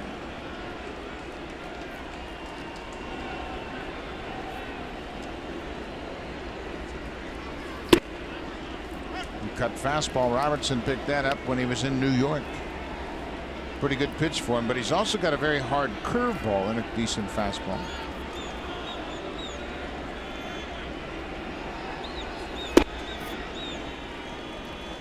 There's the breaking ball. That fastball will average just over 91 miles per hour, but it's always got that little cut to it. You'll see where he'll bury these right-handed hitters away. Mix it in with that curveball, going out there again. Robertson spent 7 seasons with the Yankees. His best save total came in his final year in New York. He had 39 saves in 2014. Of course, before that, he didn't have any chances to pick up saves because there was a fellow named Rivera pitching there. Good guy to learn from, though. 2-2 to Bautista. Blue Jays trying to rally here in the 9th. It's a fly ball to center field. Hanson's coming in, makes the catch, 1 away.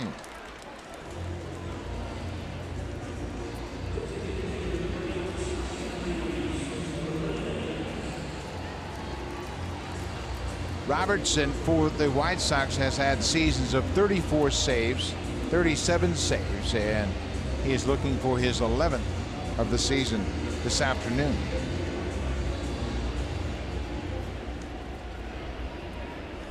He has been mentioned as a trade chip by the White Sox. But the White Sox are 5 games out of first. I know they're in last place, but with a win today, they will be 5 games under 500. And they will have won 3 in a row. Kansas City's won 6 in a row. They're in 5th place. That division, the AL Central, 5 games separate top from bottom.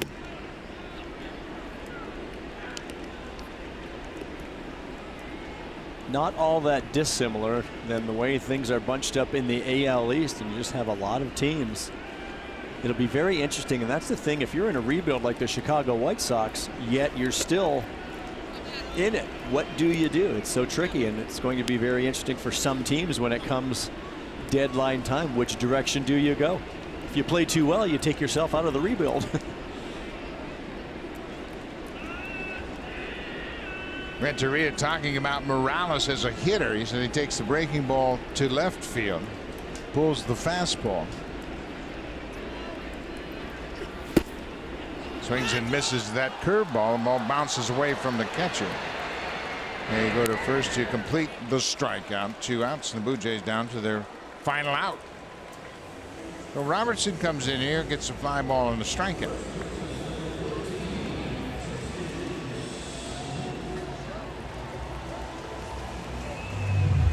That's Jose Abreu here. As the ball gets by the catcher, it's very important. He didn't know it at first. Narvaez then retrieves, but Abreu stays on the foul side of the line, gives his catcher a nice big target, knows that he has time, but that's very important that you create that lane where the throw is not going to be impeded by the runner.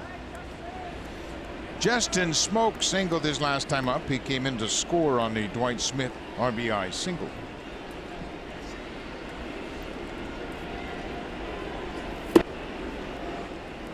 That's that cutter again as Robertson gets ahead of Smoke.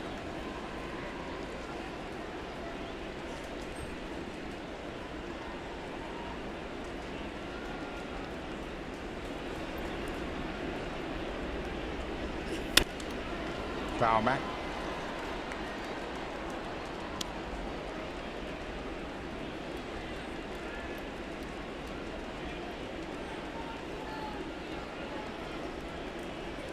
Couple of big insurance runs for the White Sox. They got a run off Ryan Tepera in the 8th and a run on a squeeze bunt off Loop in the 9th. It's really deflating too. You get back within 1. The Blue Jays did that with the RBI single by Dwight Smith in the 7th inning, but then the White Sox immediately come back and add on to make it a 2-run game and then add on another one. That's what's deflating to a team in that Blue Jays third base dugout. A lot of long faces in that dugout right now this weekend. Smoke got a hittable pitch right there. It fouls it back to stay alive. The White Sox have really played well against the Blue Jays. A win today would push them to a 14-6 record here at Rogers Center since 2012. Todd Frazier, the DH this afternoon, hit a home run to start the scoring, a solo shot, and then Matt Davidson went back to back. The Smoke's called out on the inside strike, and that's the ball game. David Robertson picks up his 11th save. And again, the White Sox get some big hits, 3 home runs in a day, and they win 5-2 to take the first 2 games of this 3-game series. Well, tough afternoon for the Blue Jays. Marcus Stroman gave up a couple of home runs early, but he certainly kept his team in this ball game. But the offense could not solve Mike Pelfrey at all, and then an excellent job by the White Sox bullpen, especially Tommy Kahnle and David Robertson at the back end. It'll be James Shields for the White Sox against Jay Happ as Blue Jays try to salvage the final game of this 3-game series. We appreciate you watching. Have a great Saturday evening. Stay tuned. Here's Blue Jays Central with Jamie Campbell and Greg Zahn.